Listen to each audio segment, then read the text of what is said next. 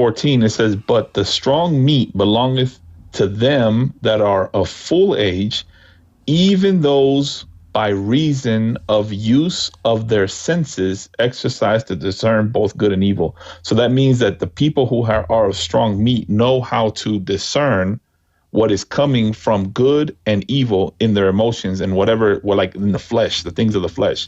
So it's very important for us to exercise and understand what is of good and what is of evil. And if something is of evil, we depart from that. We want nothing to do with that. We throw that to the bin, right? And the things that are of good, we accept. So we see this a lot with these councils, especially, like you said, after 451 and 453 and 351, all this other stuff. Like, you start seeing all these weird changes. And this stuff, we have to be honest and discern. If you're a strong meat and you understand that you're not on milk, these things are not of the. That's what the aim of a council is.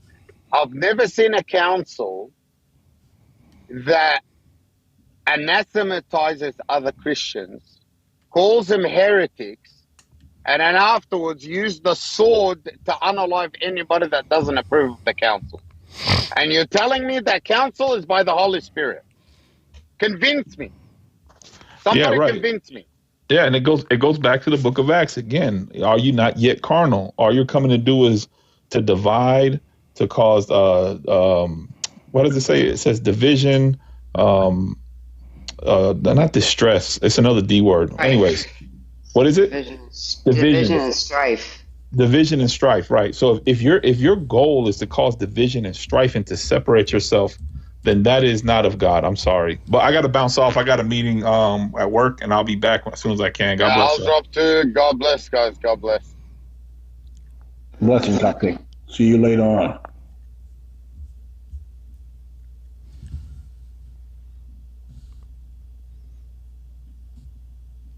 What is going on?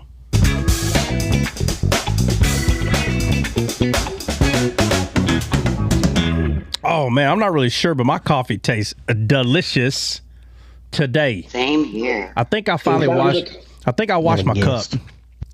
I think I finally washed my cup. Oh, my God. I think that's what it is. Sounds like me. That sounds like flavor of it now. Yeah, I think that's what it is, man. You know? You got a guest in the box. Who? Who's a guest? No idea. Where? Some Dr. Wayne. Oh, in the box. I'm sorry. Let's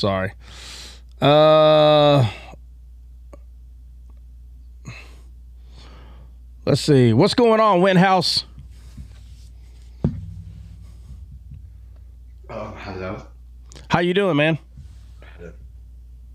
I'm good, my friend. How are you? I'm doing amazing. What's on your mind? So I'm looking into Jesus. I'm a new Bible scholar. I want to get into studying the Bible. Okay. And I was looking into why Jesus Christ is the Messiah. And I was wondering, maybe you can teach me. Yeah. So, Wenthouse, how old are you? I am 37. 37.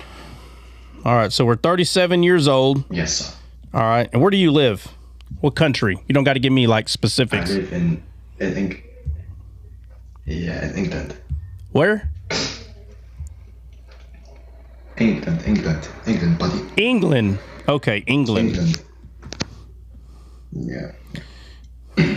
England. What do you do for work? I'm interested to learn. What do you do for work? I'm a student. I do sales. You do what? Sales manager. Sales. Okay. Sales. I sell things. Sales. Cool. You got anybody in your family that's a Christian? I don't think so. You don't think so? How many people's in your family that's still alive? In my distant family or my close family? Close family. Oh, nobody. No. Nobody. So that's why you don't know if anybody's Christian, because there's nobody there, right?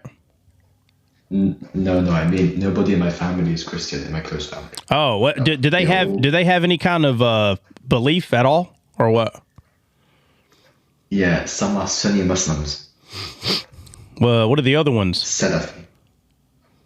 Agnostic atheists. So you have atheists and Islamic believers in your family.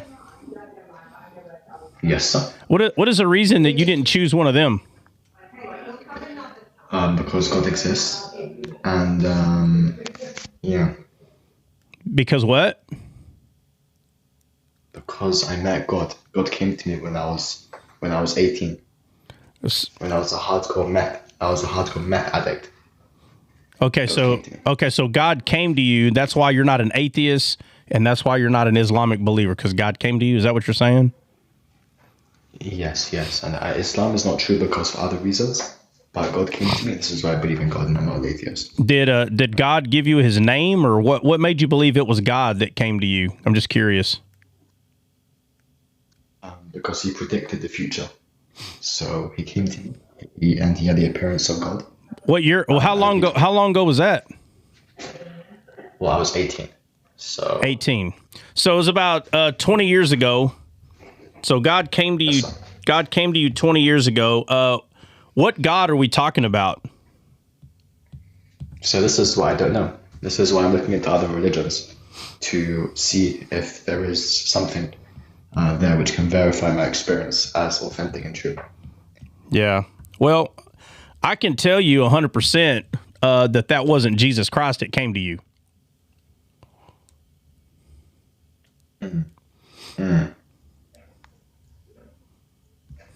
Did you ever thought about that? Whether that was Jesus, or whether that was the father of Jesus? Satan. Well, no. Whether it was Satan, or not, I don't know. You could have been hallucinating, and it was a human. I don't know what you saw. What I'm saying is, it wasn't Jesus or the father of Jesus that came to you. I don't know what it was. Yeah, I know. And and I want you to know that I'm not trying to be cheeky with you. Okay, I'm not trying to be smart aleck. But if it was Jesus or the father of Jesus, you would have known 100%. There'd have been no confusion. So at the age of 20, you would have already been a Christian, or I'm sorry, at 18 or whatever. So you'd already been a Christian for 20 years, but you're not, or you're still looking, right? So, I'm still looking. So what has led you to the either conclusion or led you to the first steps of trying to find out if God is real, who is he, and how do I start? How did this begin? Couple months ago, when I realized that every man needs religion in life, because living without religion is baseless. So why is it baseless to live without religion? Well, there's not really any goals to get to begin with, and there's no reason to live besides your own personal benefit, which is selfish in my opinion. So you believe atheist people, like, for instance, if you were to say that they don't have any goals and they start arguing with you, telling you, yeah, I got goals, would you say, well, it's because you're selfish and you have selfish goals? Is that what you would tell them? Yeah, they have personal goals. Personal goals. I think there's something in my... Yeah. Yeah, but okay, I see. I believe there's something deeper than that. Yeah, I see. So what's your question again? What would be like the proof that Jesus is the Messiah? That's not what you asked me at first. I was asking for, like, how do we know that Jesus is the Messiah? No, things like that. That's not what you asked when you first came up here. You didn't ask me for proof that Jesus was the Messiah. You forgot what you asked me? I thought that's why I asked you. No, not like that. You didn't. So, okay. So now you're asking for proof that Jesus is the Messiah. You want proof. I'm not trying to be rude to you. No. I don't believe at all you are. I'm just making sure we both understand what it is you're asking. So I'm not saying you're being rude. I don't believe you're being rude in any way. Okay. But I'm trying to understand, because when you first came up, you didn't ask for proof if Jesus was the Messiah. You basically said that you're thinking about being a Christian and you're wanting to talk about it. That's kind of more what you were. Oh, sorry. Yeah. Yes. Sorry. When I said talk, I meant towards like that route. Yeah. Okay. Have you ever asked a Christian this before? I have once many years ago. How did that turn out? Honestly, I don't remember. You don't remember? I just remember having a conversation. Don't remember what was on even. Yeah. So if you had a question about the Bible, other than if Jesus is the Messiah, what would the question be? If you had a question regarding the Bible, other than this one, what would be like the best verses for the Trinity in the Old Testament? What's the best verse for what? The Trinity, the Holy Trinity. For the Trinity in the Old Testament. Okay, Yes, so you want proof about the Trinity too? Mm-hmm. Okay, Yeah. All right. If you had one more question, what would it be? Sorry about that. You're fine. Fork. My question would be, honestly, I don't have any more questions, to be really honest with you. I can't think of anything. Oh, a person that wants to know about God, they have more than two questions. So what would be a third question? So if I gave you proof that Jesus was the Messiah and I gave you proof about the Trinity, you're telling me you would have no more questions.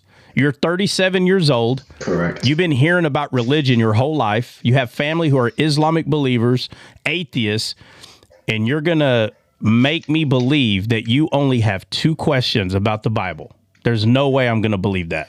Two categories I would obviously dissolve into many questions, but those would be the two issues in general that I have. Okay. With accepting becoming a Christian. All right. Two issues. Okay. So again, listen to my question, dude, for real. I know you're not trying to be rude. Just listen. If you had one question about the Bible, what would it be? Okay. Let me make this more clear. If God came to you and he said, I am the God of the Bible, and he said, ask me a question. And let's say you asked him these two questions and he answered them. And he said, okay, ask me one more. You're telling me you would have nothing else to ask him about the Bible. Okay. I would. Of course I would. What would you ask him, honestly? How do you get to heaven? Okay.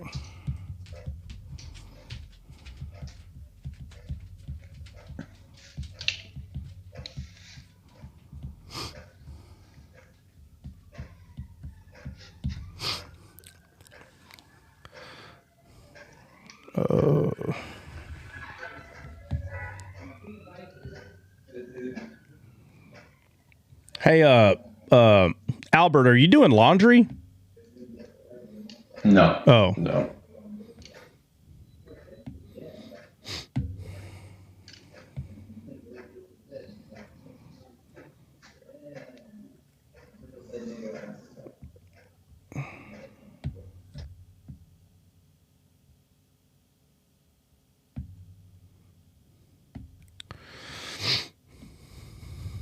Hey, Albert, what's your nationality?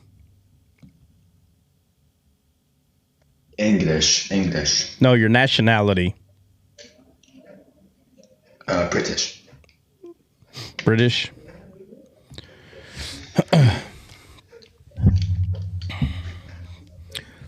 Is that a picture of you that I'm looking at, or is that a picture of somebody else?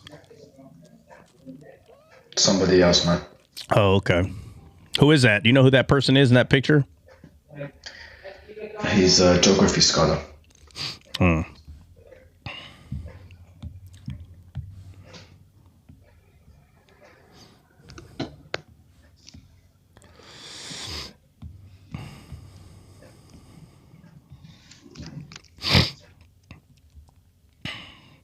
All right, so your question, your first one is talking about referring to Jesus being the Messiah, right? You got a Bible? Yes. Albert, do you have a Bible? Yes, I do. You do? Where does it say in there that Jesus is the Messiah? Do you know? I'm not too sure. I haven't read the New Testament fully yet, so I'm not too sure.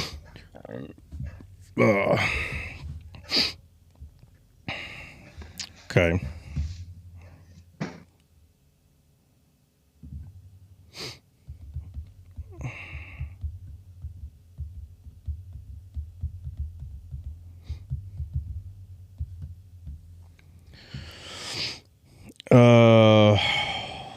Let's see. All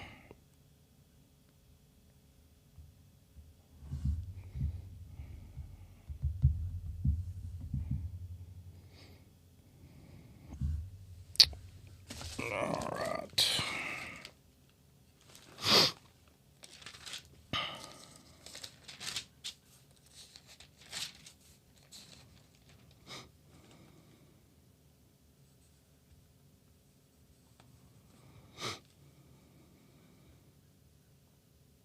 What's supposed to be happening here? Do what? What'd you say? Do you like answer questions? Yeah, are you What's supposed to be happening on this side? are you a patient man, Albert? Yeah. I'm just wondering because this is different. That's what's happening right now. I'm just asking you to be patient. Can you do that? Yeah. Okay. Wise men know how to be patient, right? Huh? Hey, Albert, go to John. I'm going to ask you a question about this verse. Go to John 4 in your Bible that you say you have. Go to John 4. And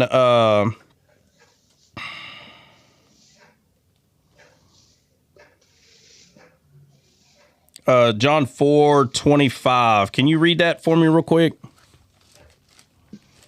Yeah, 1 second. I'm just going to go grab it from downstairs.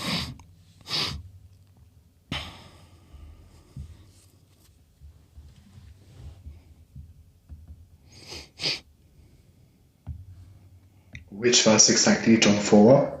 Yeah, let's see. John chapter 4, verse 25. And Jesus of Nazareth went and took a fat shit, and as the shit was coming out his ass, Mary the whore came and licked it up because Mary. Yep, that's what I figured. He was a troll. Oh, I knew. Yep. I knew. Just if you pay attention to my demeanor, I knew. Oh yeah, I know. I was following you. Yeah. Yeah. Definitely. Sometimes I gotta troll them back, man. That's how I get my kick. That's where I get my kicks. I love the fact that you knew his patience wasn't gonna handle. No, it wasn't. It wasn't because he wanted to be Rowdy Piper, and I wasn't letting him. And he was like, "Hey, what's going on here? This is not normal." You're supposed to answer questions. Yeah, you're supposed to answer questions. Yeah. Oh yeah. Mile away. Oh man. Once he said he was 37 at the Dr. Albert Winehouse tonight. Yeah. Hey, you know what's real? You know what's even more funny is when he started reading, he started laughing. Hey, that was actually the funny part. Like he's reading it, and it was so funny what he was saying. He was laughing.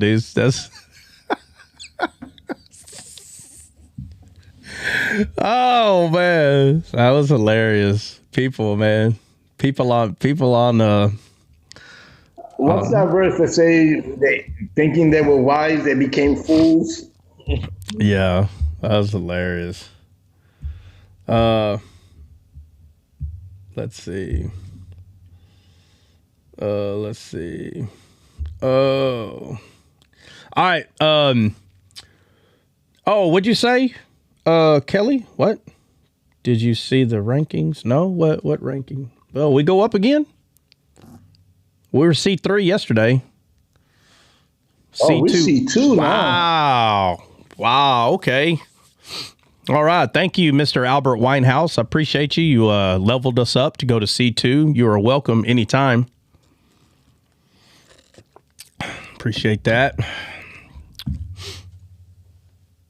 Is it me lagging, or is it just me, or is it Trump? I don't know. Everybody will let you know, though. He's good. Let me look. Let me check my numeros. I checked my numbers before we started, so we were at 7. I'm telling you, when it starts becoming around noon, my internet starts acting up. I'm really thinking it's because more people are getting on the... Do what? Ad. But they're not the best either. Let me move this real quick. Give me a second. Man, I don't know why I keep hitting it.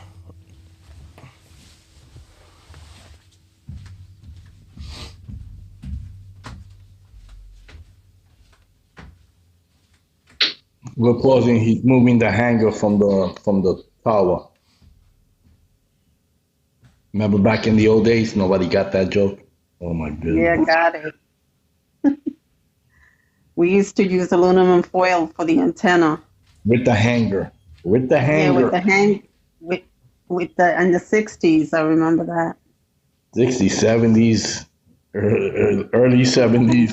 And you still have, we would fight who had to get up and move the antenna. And yeah, because in those days there was no remote control.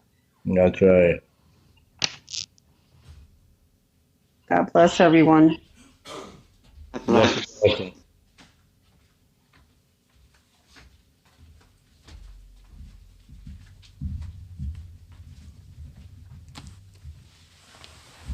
Oh, yeah, Tammy. The 104 with the wire hang. That's all. Huh? Oh, you're good now. Oh, whatever I did fixed it? Well, Absolutely. we put it outside. Yeah. I told him he went to. I told him you went to move the wire hanger with the aluminum foil. Yeah, pretty much. Yeah, pretty much. I stuck that sucker outside. Let me see. Well, that part's doing a little bit better. Let me see the second number. Let's see. Oh, yeah. Oh, come on. Wait a minute. So you know the trick. Well, no, I know how to like kind of trick it, but man, that second number's doing great. So our upload is doing fantastic. Need to get an umbrella for, I know, I'm not kidding.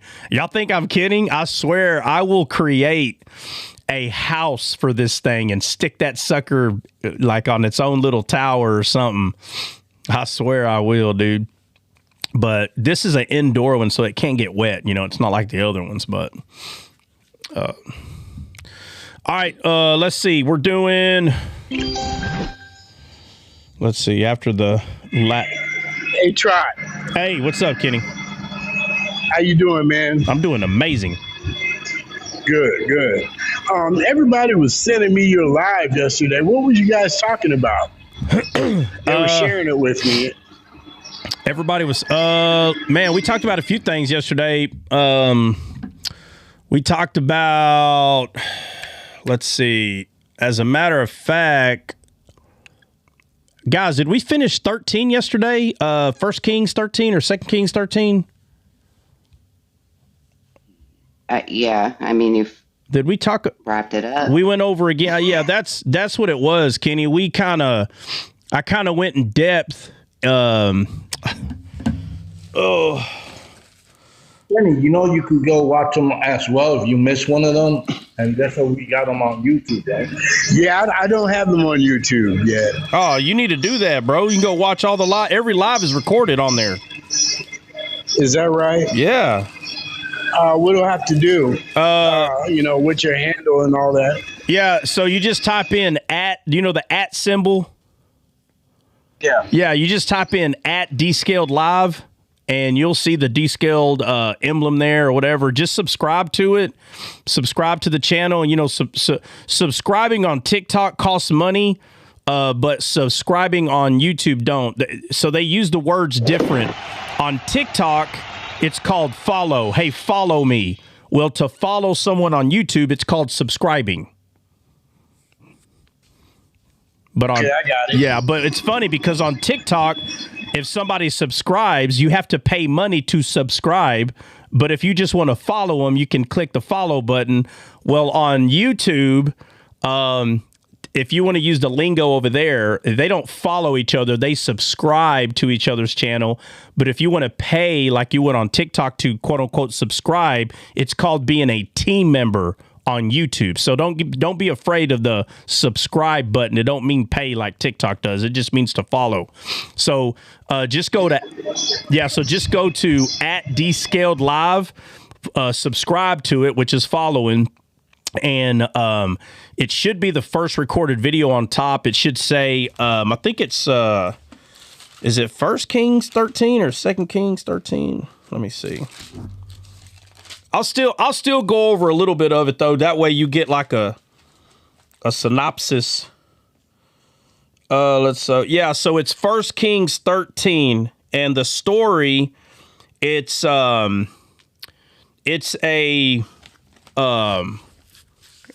called, he's not called prophet, he's called a man of God. So there's a guy, he's called a man of God from Judah, and there's another guy in the story, he's called the old prophet. That's the name of these two individuals, and it's the story where one of the guys gets unalived, and on the road is the carcass of the man that got unalived, a lion, and a donkey. I don't know if you've ever read that story or came across it, but Yeah, I think I have. Yeah, so I kind of went over that yesterday, and I tell people all the time, like, out of a lot of the stuff that Descaled talks about, like, if you don't understand some of that, this one's actually not easy to see at first, but when people are very familiar with how Jesus authored the Bible, other things start becoming a little more simple to understand, like the symbolism, because the Bible is not just black letters on a white page. It is also symbolism, the entire thing throughout the entire Bible. And that's just the God that we have. He communicates to people in any way that you'll let him, communicate. So we talked about that in depth, and we've been over it before, but I went over a little bit more in depth. And the only reason why I did is because for some reason Drake kept saying, "Man, I don't remember you ever going over this story." And I'm like, "What? I know for a fact I've been over this story." And I was like, "Fine, let's go through there." So I went through there a little deeper, hopefully to push like an imprint in somebody's head. That way nobody can ever say we never went through it, because I've gone over it a couple of times, honestly. But that's the only reason that I can think of that somebody would, or a lot of people would have been shooting you alive. Maybe they were hoping you can partake in it or something. I don't know, or they didn't want you to miss out. But they're all recorded. If there's ever a live, Kenny, that you've heard me talk about something, 90% of them are recorded, and out of the 90% that are recorded, more than half of them will have a title. So 75, maybe 80% of them will have a title. And I don't like titles. I'll be completely honest. I try to steer away from titles, because one thing I learned early on, if you have a title, you'll catch yourself kind of drawing to that title instead of just letting the Bible do what the Bible does.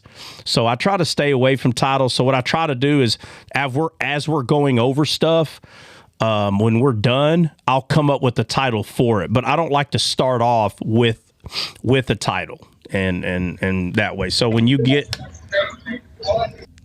what I was going to say is, when you go watch some of the lives or whatever, the titles may not stick out like normal, like quote unquote pastors do, because pastors, they make a title and they just kind of stick to what it is they're talking about.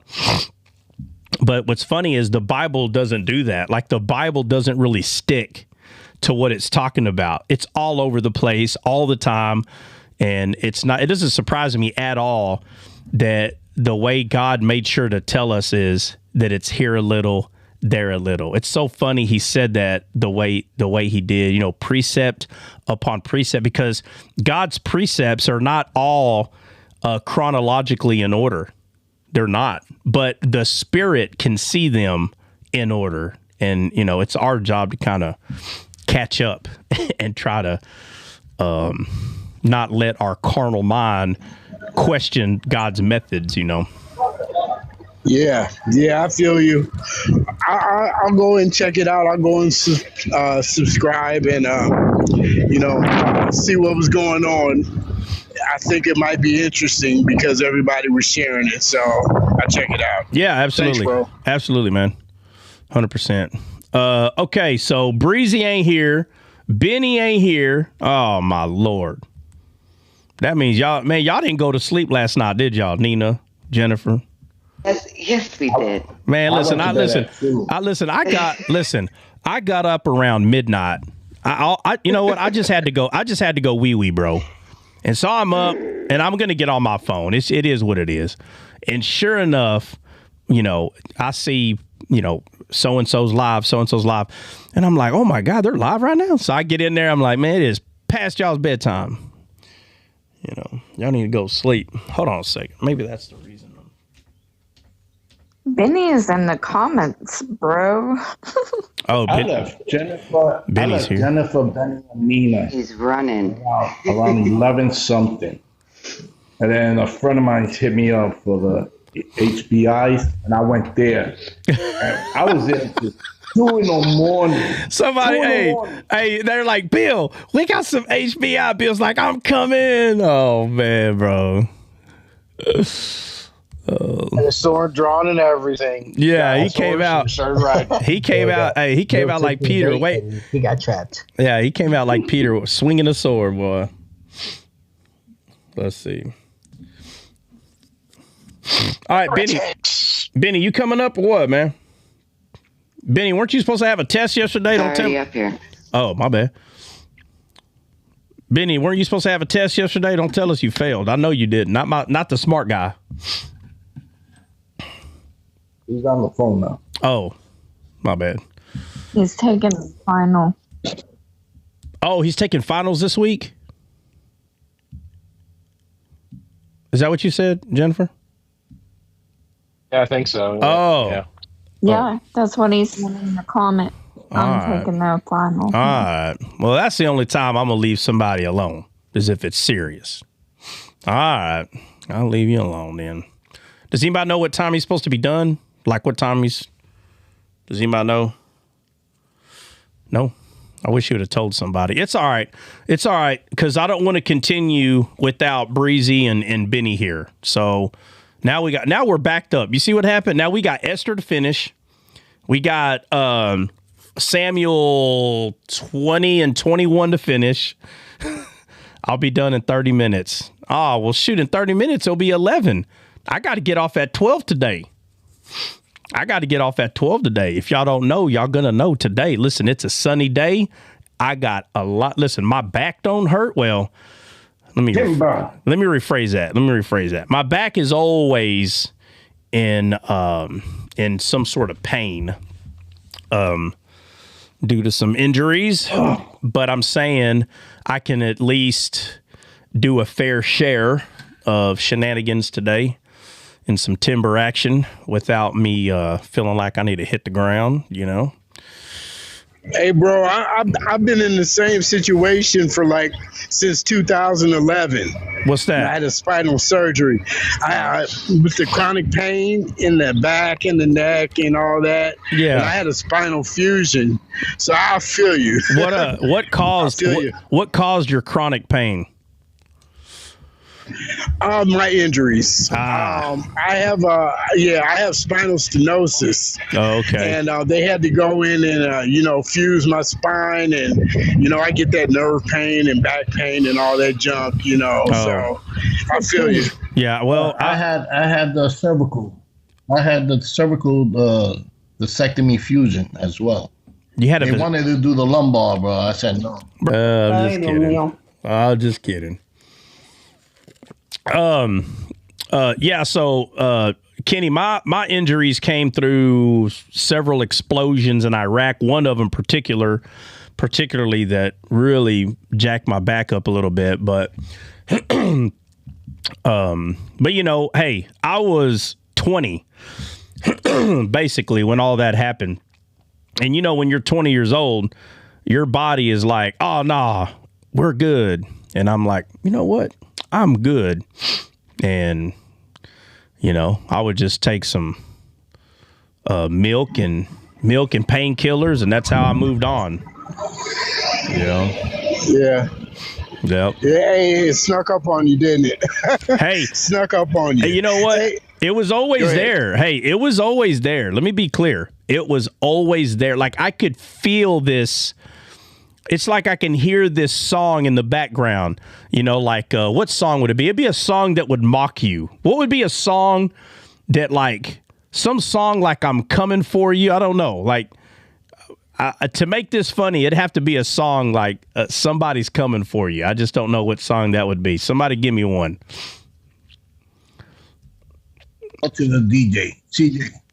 Yeah, CJ. Somebody give me a song where, like, in the song, it's talking about I'm coming for you. Y'all gonna make me look. I'm gonna find it. I'm coming for you. Yeah, like maybe. I don't listen to anything like that. That's weird. Hey, maybe listen. Maybe like a villain in a Disney movie or something. I don't know, but I'm telling you, whatever that song is, I heard it in the background. I'm gonna have to find it now. Let me see. Pleased to meet you. Won't you guess my name? Yeah, yeah, that was it. That's the one I'm using. Yeah, pleased to meet you. Yeah, buddy, that was it. Hey, as soon as that happened, every day I could hear that song way back there letting me know that it's coming, bro. And it came one little thing. I mean, hey, look, come on, at this point, everybody knows if you're at least 20, at least, you already know that your body gets old and it goes bye-bye. This is not nothing new. This has been going on for thousands of years. And, you know, what is that song called, Kenny? Let's see. I can't remember it, the title of it, but I know the song though. Yeah, hold on. Let me turn this back on. Oh, why'd I turn that off? That's the Rolling Stones. Is it Rolling Stones? Yeah, but what's the name of that song? Is it called "Pleased to Meet You"? I don't know. Won't you call my name? Yeah, doo. Let's see. Then you had Hotel California too. Yeah, but the "Pleased to Meet You" check song. Check in and you never checked out. Let's see. Oh, you know what? I can't even play it because of the copyright thing. That's funny, Kenny. Thank you for bringing that song up. That is it, Bubba. No problem. Hey, were you in the service? Were you in the service when those explosions happened? Was it two? Oh yeah, it was in Iraq. It was during war, man. It wasn't just me. There's a few of us, but one particular one, I'm telling you, that's the one. We were on a foot patrol, and I pretty much got thrown against well, to be honest with you, I don't know if it was a tree or a telephone pole. It's dark. And I was really focused on what I was doing. So I don't know if it was a tree or like a telephone pole, but it was something right there. And I got slammed up against it. And ever since that day, it just was, again, that song. I can hear it, or kind of like, I hear the train a-coming. It came all right. But it is what it is, man. In this life, our bodies get old, we go bye-bye. Hopefully, and that... Is that a... What? What'd you say, CJ? Who sings Ring of Fire? Oh, my God. Get out of here. Get out. Johnny Cash. There we go. No, get out. Get out. I've never dropped CJ in my life. That's the first time I've ever dropped. I want everybody to know that I will miss CJ. He means a lot to the bottom of my heart. I've never done that. I can't believe he just asked. I cannot believe he just asked who sings that song. Oh my Lord. Man, it just broke my heart. Now I'm gonna have to ask who sings "Oh My Achy Breaky Heart." I mean, I got an achy breaky heart right now. My goodness gracious, CJ, I've never dropped you in my life, bro. I cannot believe. You know what? Next time, CJ, next time, just Google it and act like you. Just lie to me. Just lie to me and tell me you know. Just do that. Yeah, I should have. My next question was probably My next question was probably going to be worse. Yeah, don't ask. Now I'm gonna Google it. Don't ask. Please don't ask. Oh my Lord, have mercy. Oh man. My achy breaky heart was sung by Billy Ray Cyrus in 1992. No, I know who sings it. I was being sarcastic, Faith. I know. Yeah. Oh, she's like, I know. I'm just flash in the pan. She's like, I know. I'm just answering the question. I was just playing. Yeah, she was playing along. We're just playing along here. Yeah, my next question would have been great, so that's all right. I'll leave it though. Okay. All right. Yeah. Okay. Okay. So Benny and Breezy, guys, just for everybody to know, we were going to finish 2 Samuel 20:21. Excuse me. And I really wanted them to be here. And I saw Benny put, it might have been Luke. Let me go back and find it. Luke 17. I don't know if that's what he said or not. It is. That's where we were yesterday. Oh, y'all are in Luke 17? I'm here too. Yeah, I was there. Oh, okay. I'm here. You know, why you keep leaving me out? Why y'all leave the women out? For real. All right. No, we don't leave y'all out, man. We don't leave y'all out. It's just, you know, boys rule and girls drool. I mean, it's nothing. We see that. We even see that in the garden. Come on. We even see this in the garden.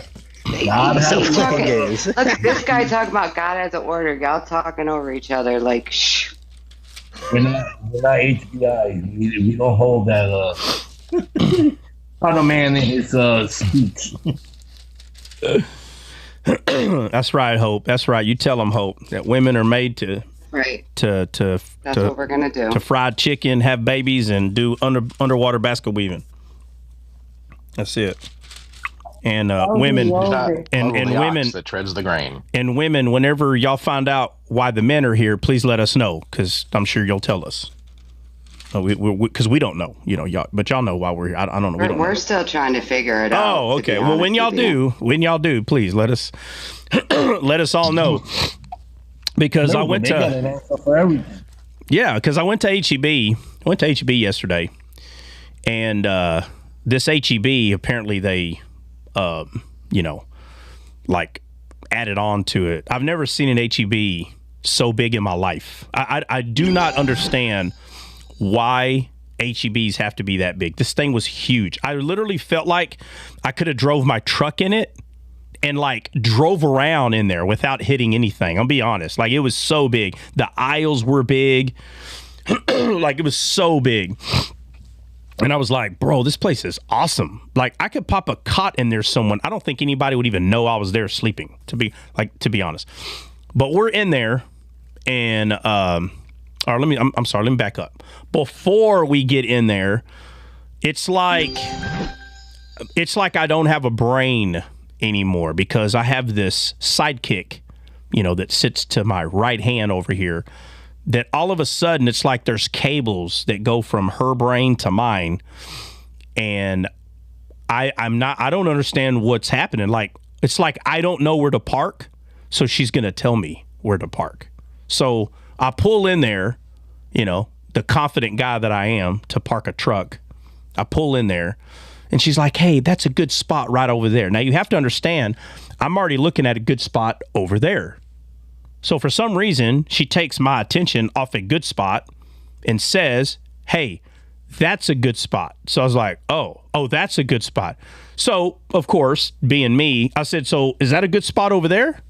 And just to be honest, she said she wanted to park close if we could, if. So when I pointed at my spot, which was closer, by the way, she said, no, that's not the good spot. That's the good spot. And guys, y'all know how I am. I just want to I just want to understand. So I was like, well, I could have swore you said you wanted to park closer if possible. I said, that spot is closer. So it began. Okay. And she said, no, but I'm saying that's the good spot. I said, I know, but now, right? I said, honey, listen, I'm not 70 yet. Not yet. Okay. I was like, when I turn 70, I'm probably never going to question anything you say. But since I still have my brain, okay, my spot is closer. Now, you have to understand, I heard the Jumanji drum playing minutes before we pulled in the parking lot. Not seconds, minutes. We were down the road, and I said, she's going to tell me where to park. So I'm like, all right, I'll tell you what. I said, okay, I'm going to roll the dice a couple of times. I got to see where this goes. So she's like, well, no, I'm saying, and I said, well, I'll tell you what, I'm going to pull in your spot. And I said, I'm only going to pull in there because I don't want someone to take it. Because God forbid, if someone takes that spot while we are monologuing, that will be the end of the day. And it's early. It's a great day. I don't want it to be the end of the day. So I'm going to park in there. So watch this. We're sitting there, and as she's explaining to me how this was the best spot, a car right beside us to my left, which means it's towards HEB. So it's like 3 feet closer to HEB. And I couldn't help it. I heard the Jumanji beat of the drum. I had to take a card that said chance, and I had to chance it. So I chanced it, and it said, ask her, would it be wise to park in that spot? Now, I couldn't remember a chance card. You could throw the chance card. You don't have to take the chance. But I was like, man, wow, that's a novel idea right there. So I went ahead and I asked her, and I said, hey, would it be better if we park right there? I said, because it's closer. She looks at me. Her eyes get yay big. She doesn't say anything. And I said, I know what that means. So because she wants to be a smart aleck, I upped her on one, and I became a smart aleck back. And I pulled out of that parking spot, and I pulled into the next one, which is closer. It's right beside us. It's closer. And she's like, what are you doing? I said, I'm moving closer to the next spot. Now, you got to understand, gentlemen, when you do stuff like this, you have to already know that she already knows why you're doing it. She already knows. She's not dumb. She already knows. So I already know that she already knows. You get it? I already know that she already knows. So I'm going to do it anyway. So I pull into there because I'm not going further away. So the thing is, the complaint cannot be you ruined our spot. The complaint has to be you made our spot better, and I don't like that you do that. So if they're going to complain, at least try to get them to complain in a way that it just doesn't make any sense, because they're going to complain anyway. So you don't want to park further away because 100% you're an idiot, okay? You don't want to be 100% an idiot. You just want to be 1% an idiot, okay? 1%. So I park in the next one, and again, her eyes get about this big. She's like, what are you doing? And I said, well, what do you mean? I'm parking closer to the... She goes, well, you didn't have to do that. We're fine right here. I said, oh, okay. So I pulled out. And then I went and parked right back where we were. Now, again, there's people all over the place. There's cars honking, not at me, but everywhere in the parking lot. Like right now, we're not causing an issue to anybody. But there's all kinds of stuff happening. There's so many people at this place. And again... It's, it's this Mother's Day. We're in the Mother's Day era of 2025. So there's you know what's funny? You would think there would be men everywhere, right?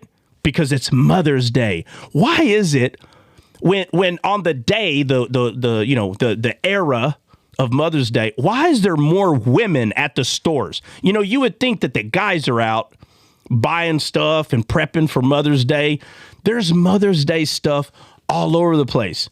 And I was like, oh, wait a minute. but they got moms too. I was like, yeah, that's what it is, because everybody's here. And I'm like, well, that still don't make any sense. Why is the women outnumbering the men? So I figured I'll ask a few of these ladies, say, hey, are you here for Mother's Day? Well, you know, because they're in the section, you know, the Mother's Day section. And there was a few women in there. It's like, well, actually, I'm here for my husband getting Mother's Day stuff because he's at work still. And I was like, wow, imagine that. So anyway, let me go back to the parking lot thing. So I pulled back in the spot we had, and I said, okay, well, we'll just stay right here. She goes, and literally, she said,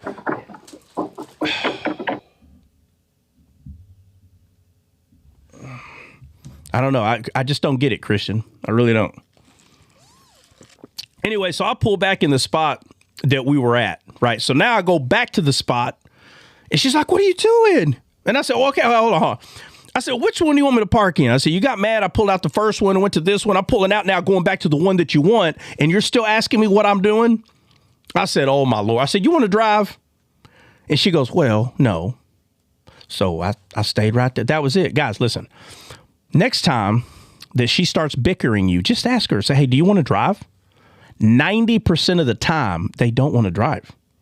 So they will be quiet, the majority of them. Now, if you've already lost your way, I feel sorry for you, man. Let me just say this. If you've already lost your way, meaning that she no longer respects anything about you, you should have been my friend probably 10 years ago, so that didn't happen. So you can't lose your way. You can't do that. But I did want to point out how funny it was that it didn't matter how closer I got to the building. I'm still questioning, hey, what are you doing? Oh, well, let me go back to where we were. No, what are you doing? It doesn't matter, guys. The point is, it doesn't matter. It doesn't matter. It doesn't matter. Do what? Defiant. You're being defiant. Yeah, right. But that's the point. The point is you're going to be defiant no matter what you do. So you might as well have fun with it, gentlemen. This is what I'm trying to tell you. You might as well have fun with it because you're going to be wrong no matter what it is. Okay? So just suck it up, Buttercup. Admit that you are a foolish man from the foolish world. And, I tell her all the time, I say, I really don't understand how I even made it back from Iraq without you. Like, I don't know how it was possible that I made it back. All those tours that I did. You weren't there, but if you were, it just would have turned out even better. I make her believe that, wow, if you were there, I think I would have came home even less scathed. It would have been even better, 100% to the 25th power would my adventure had been if you were there, sidekick, but, all right. So with that being said, Luke 17,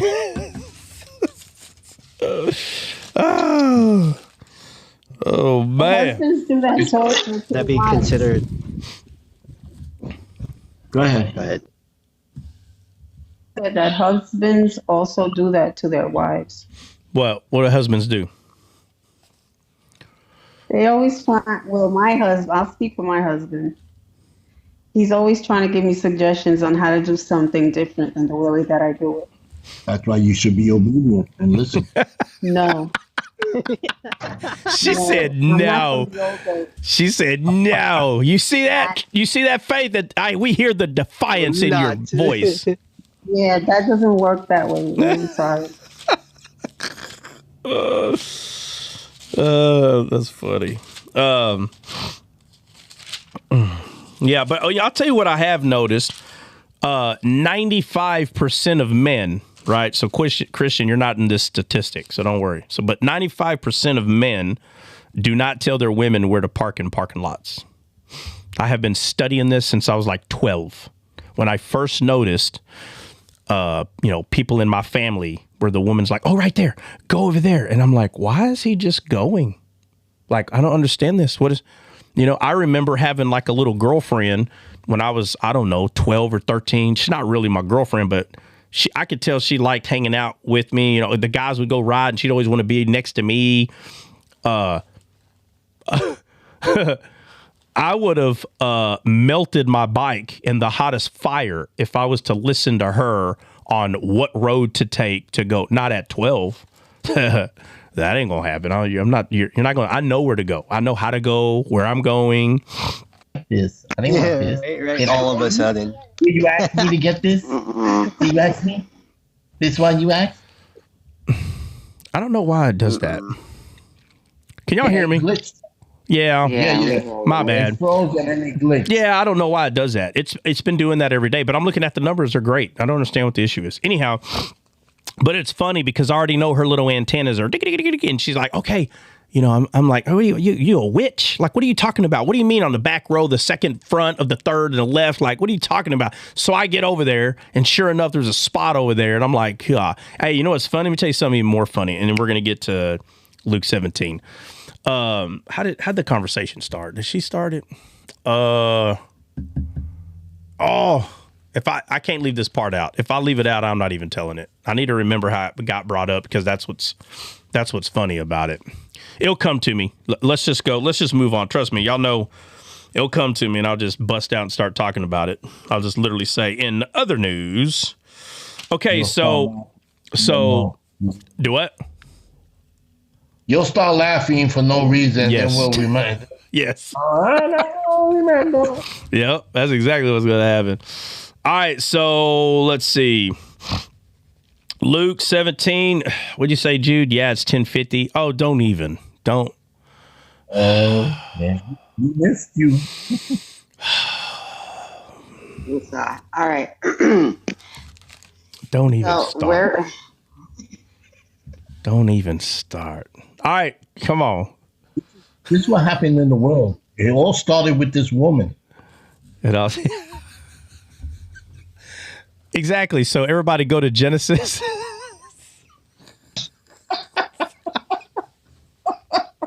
We're going to talk about where all this began. Listen up, women.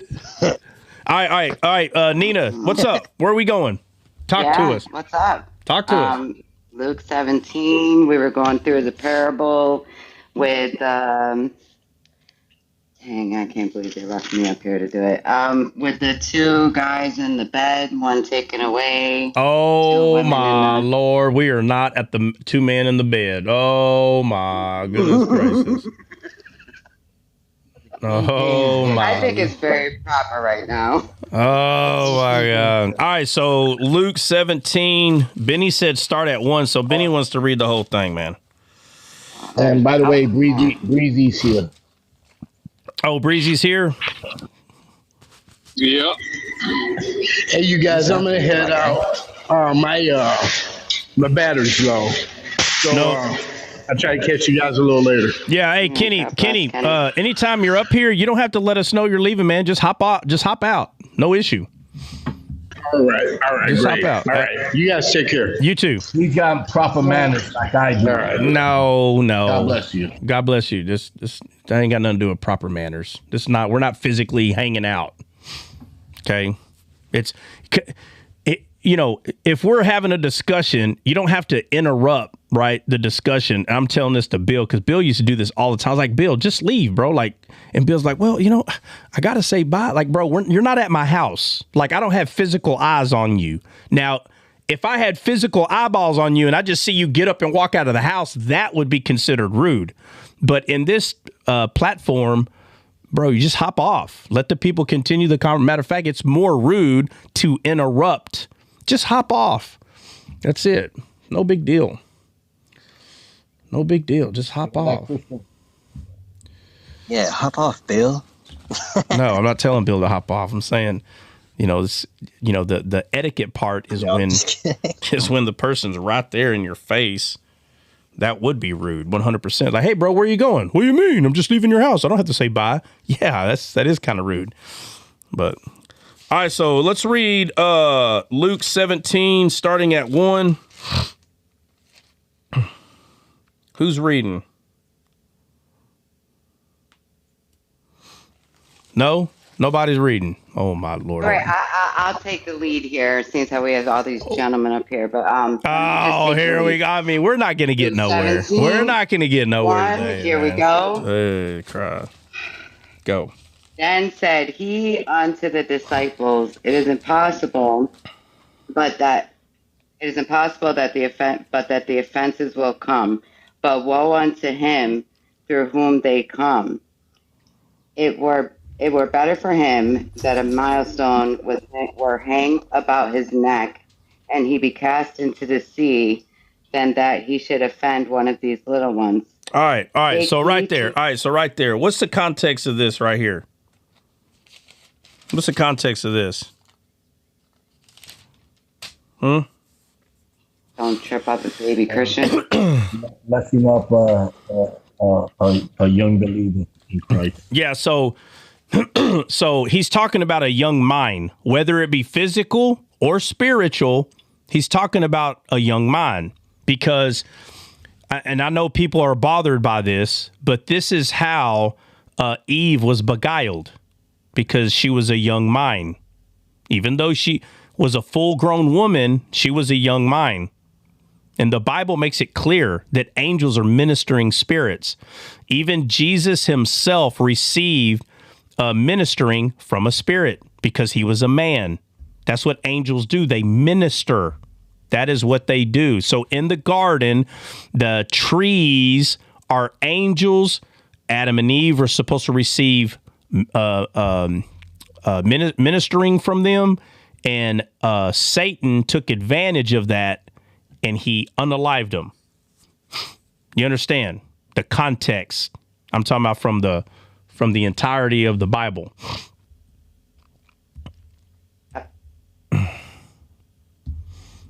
Let's see. Oh, I'm sorry, guys. I can't let this one go. Let's see. Demon Slayer. I hope this guy is taking his hat off when he prays. Now, that has got to be the most carnal thing I have ever heard literally come through this live. That's what you're focused on? That I have a hat on my head and your name is Demon Slayer? Sounds like you need to get a few cast out of you. They got you beat up, dude. Or dudette. Whichever one that is. Jeez. You need to get slayed first. I don't think that's happened. You're focused on the flesh in a way I've never seen on TikTok. I've been on here 5 years. You hope I take my hat off when I pray? Why? What if I don't? You're going to go to the script. Well, the scriptable, but that offenses will come, but woe unto him through whom they come, talking about the offense. And then it starts getting into talking about the little ones. And it's referring to a mind that can be beguiled, like the way Satan did Eve, right? All right, Demon Slayer, I'll give you a circle, man. Let's do it. Okay, you are against God's word. Sad. Praying for him. Nope, nobody's against God's word, buddy. I know exactly what verse that you would be using, and I'm mocking you in the fact that you come up here and instead of paying attention that we're in the word right now, you point out that sometime during my day, you hope that I take my hat off. That's ridiculous. What does that got to do with what we're doing right now? That is the point that I'm making. Attacking me over the word. No, I'm actually doing what you were doing. You watch this. This is the funniest thing. You came in here attacking me with the word. And when I do it right back to you, you become the victim. So you're the victim here, Demon Slayer. You're the victim. You come in here victimizing, and when someone gives you the business back, you become the victim. That's shameful. Honestly, that's pitiful. Jeez. You put a bad taste in my mouth. No offense, dude. Jeez. You're attacking me, bro. Like, grow up. I know who you're mad. Okay, well, I gave you your 30 seconds of fame, Demon Slayer. Have a good one. All right. Continue with 3. Nina. Alrighty.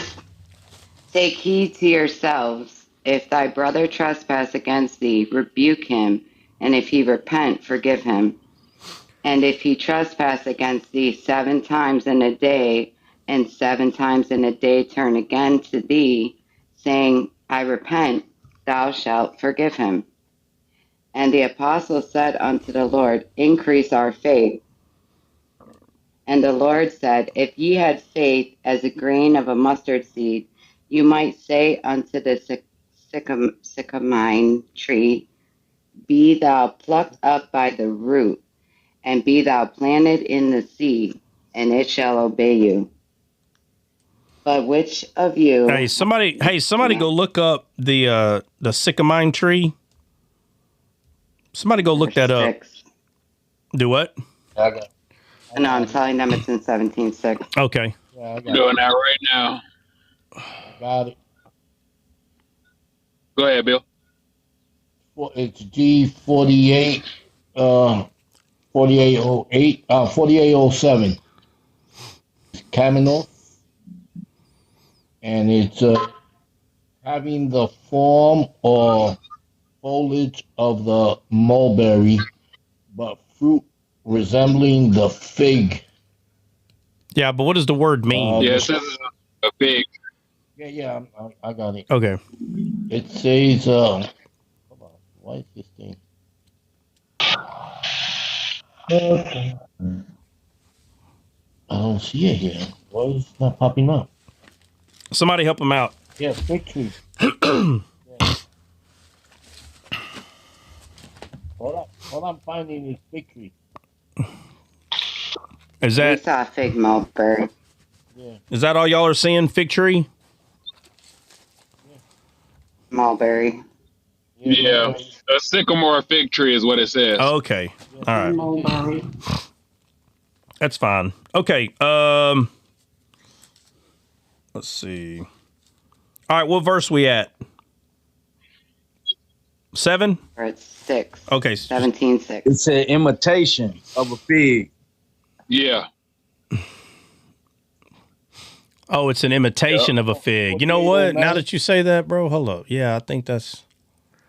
I don't recall if that's what it was. Imitation. That might have been it. I don't remember.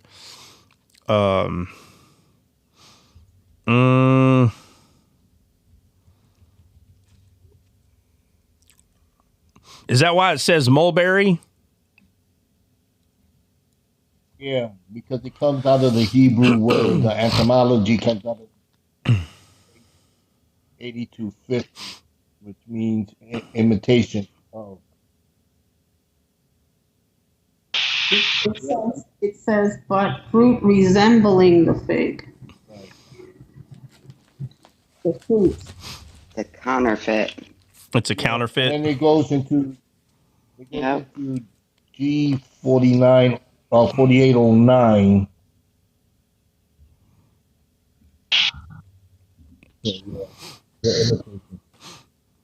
Okay. I'll look at it later. We'll take it as a counterfeit.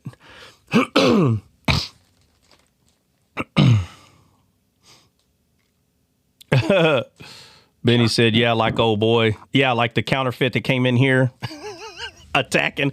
He came in here attacking Christians. Yeah. Freaking weirdos, man. All right. Where are we at?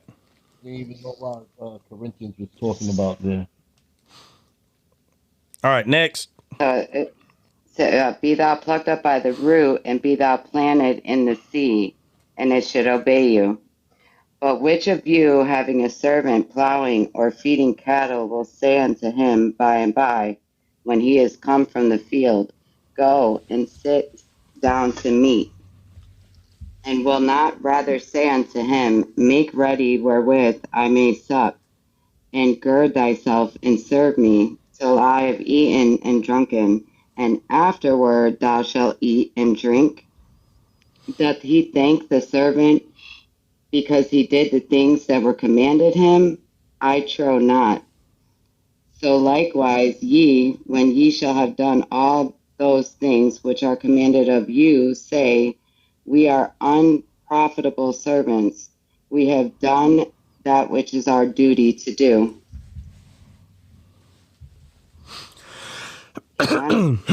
Yeah, so let me point out. So 17:1 and 2, he starts talking about excuse me. He starts talking about like not hurting little ones or not. Basically, it's getting to the whole beguiling thing, right? And it says, "Woe unto them." Oh, my bad, right here. Man, hold up.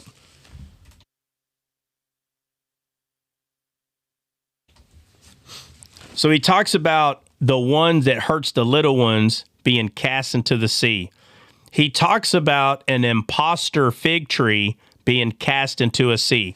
Why is Jesus pointing out things being cast into the sea? Why does he say, you say to this mountain, be removed and cast into the sea? Why is he always talking about things being thrown into the sea? Because that's where the Leviathan was thrown? Well, that's not wrong. That's not wrong. Death, unaliving. Yeah, well, yeah, that's not wrong either. But because these things are not in the sea, and that's where they belong. You understand? Right? So when it says, so when Jesus talks about his sheepfold, right?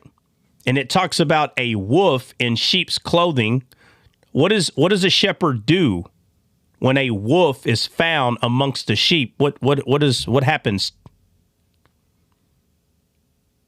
Beats the tar out of it. Well, yeah, but what happens in context of what we're reading? He tosses them out of the fold. Yeah, they're taken and cast into the sea. Happens immediately. The shepherd casts the wolf out. So Jesus said, if you had faith the size of a mustard seed, you would say to this mountain, be removed and cast into the sea, and it will happen. You see that with the swines. Right, the swine. He cast the demons out, and they threw themselves into the sea because that's where they belong, the sea. He said, if you hurt one of my little ones, may you have a stone wrapped around your neck and cast into the sea.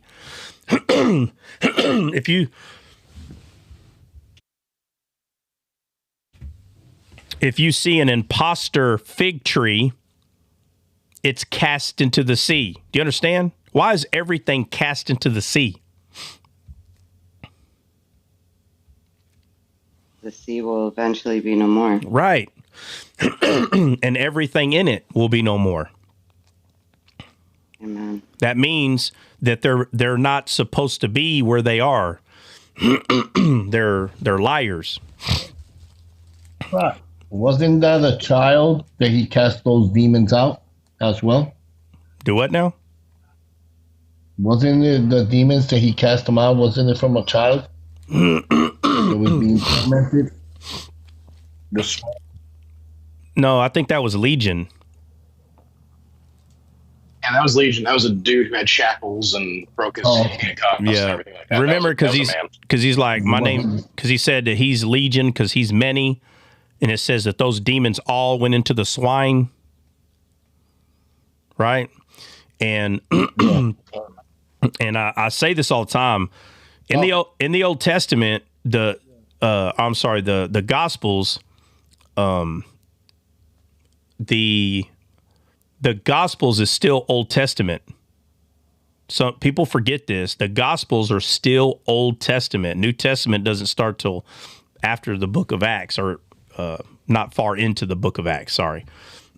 But so when they said, let us go into the swine, and we see them go into physical pigs, it does not take away what the swine represents all the way in Leviticus when it starts telling you what to eat and what not to eat. And it tells you the reason you don't eat of a swine is because it doesn't chew the cud. So it may have these kind of feet, cloven feet, but it doesn't chew the cud. And it's referring to a non-believer. And so, again, notice that all these, quote unquote, the legion demons are all cast out of the man, put into swine, and they threw themselves into the sea because that's where they belong. But notice that they're in swine. That is referring to unbelievers in real life. In real life, those were physical pigs in real life. But it was a shadow. It's still a shadow. So today, it's more of a allegorical truth or a parabolic understanding that when they went into quote unquote swine, it's referring to that all the swine that have demons, they're going to be thrown into the ocean with the rest of the items, right? So what does a false fig tree symbolize?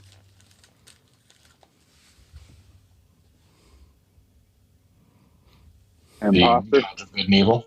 Huh? Tree of the knowledge of good and evil. Does a swine represent the tree of knowledge of good and evil? Yes. Okay. So then what does it represent then? A lie, a falsehood, an imposter, Satan, like you're saying all the shadow words, but you're not saying what it is. Right? So the Antichrist, Satan. The Antichrist? No, Satan. Satan. That's who it represents. So you have swine, you have imposter trees, you have imposter wolves, you have imposter mountains. These are all people. I heard somebody say something funny the other day. I couldn't help it. But they said, so what? Sin is a person now? Well, if everything's a person, well, then sin is a person. And I was like, yeah, sin is a person in the sense of, if you want to say it's a thing or whatever, that's why it's called the serpent. That's why it's called a dragon. So watch this. You have verbs and nouns. When sin is being talked about by God, how come it's always a noun? Why does God always call sin, like when he's referring to it itself, why is it always called a serpent or dragon? Why is it called that? Is that a verb or a noun? Is a dragon? He's always pointing to the source. Right, because he's pointing to the thing itself, which is person, place, or a thing. So when someone mocks the idea that sin, so what is sin a person? It's a thing. Person, place, or a thing. It is that. It's not an action. That's why it's given a name that's not about an action. It's given a name that's a thing. It's a noun. So when people are mocking the idea that sin is a person, say, well, it's not a verb. It's a noun. Y'all understand what I'm saying or no? So, yeah. So if sin is a noun, where's the argument? Because sin is a noun. It's not a verb. Right? Don't forget it. It's a noun. So if they want to be, play cute, because remember, a lot of people just want to win an argument. Okay? But they can't argue that sin, when God is talking about sin or the serpent, like the way he refers to this, Paul does it in the whole book of Romans. It's giving a noun. And I've had conversations with people that would say the same thing. Well, you're saying sin's a person, it's a noun. And then once they can be honest and admit, okay, it is a noun. Okay, then. So if it's a noun, it's more closer to what you're trying to say it's not than what it's closer to that. It's still a person, place, or a thing. However you want to play the game, it's not a verb. Now, you can commit a sin as a verb, like you can do something dumb, but that thing you did, that action is not sin itself. It's not. It's not. You can't make the actual sin that's being called the dragon. You cannot make that thing an action. You can cause an action, but you can't make it an action.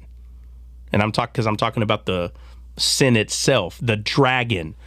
If the dragon was a real creature standing before me and I went to Walmart and stole M&Ms, I can't say sin did it. Sin's over here. I can't blame sin. I chose the action, which is obviously the dragon is the father of sin, but you can't blame the father for your actions. You can't do that. You can't. Makes no sense. That'd be like one of your kids going and stealing some other kid's bicycle and they come blame you. That's not how it works. That kid is going to get in trouble because the kid committed the action of this. They can't come arrest you and go, well, you're the dragon. Got to lock you up. No, that dragon may be the dragon, but baby dragon over here is going to be held accountable for the action of what they did, the action. So, all right. So I just want you to stay focused on the fact that we see it multiple times, cast into the sea. It's not one thing; it's many things. But if you notice, they're different objects: a mountain, a tree, the swine. It's different objects being cast into the sea, which is going all the way back to, let's see. Let me see.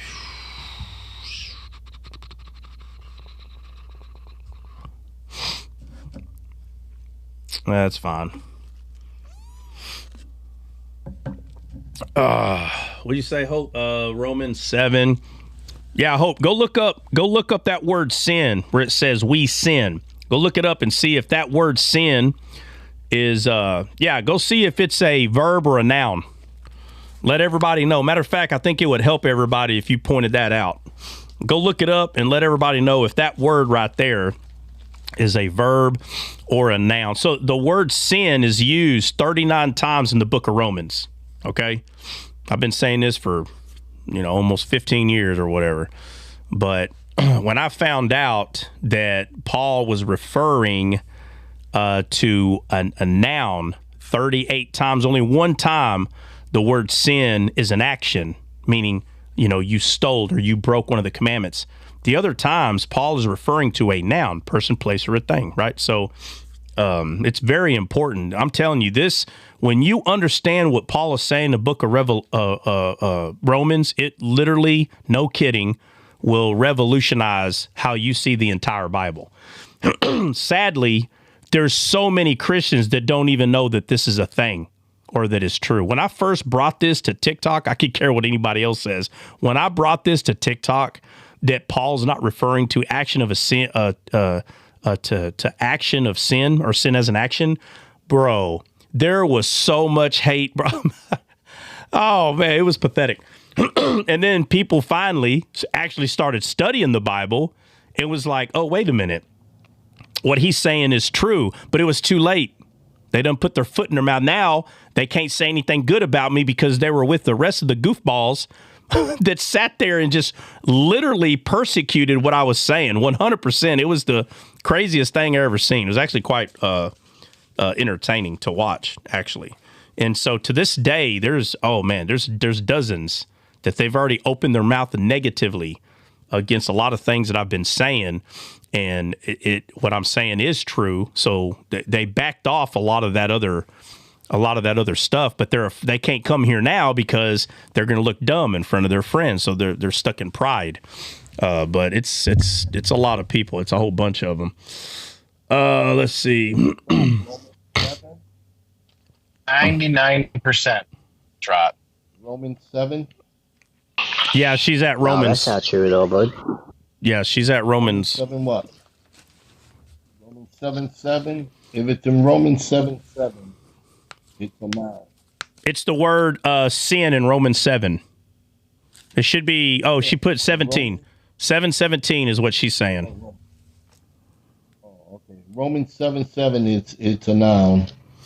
7:17.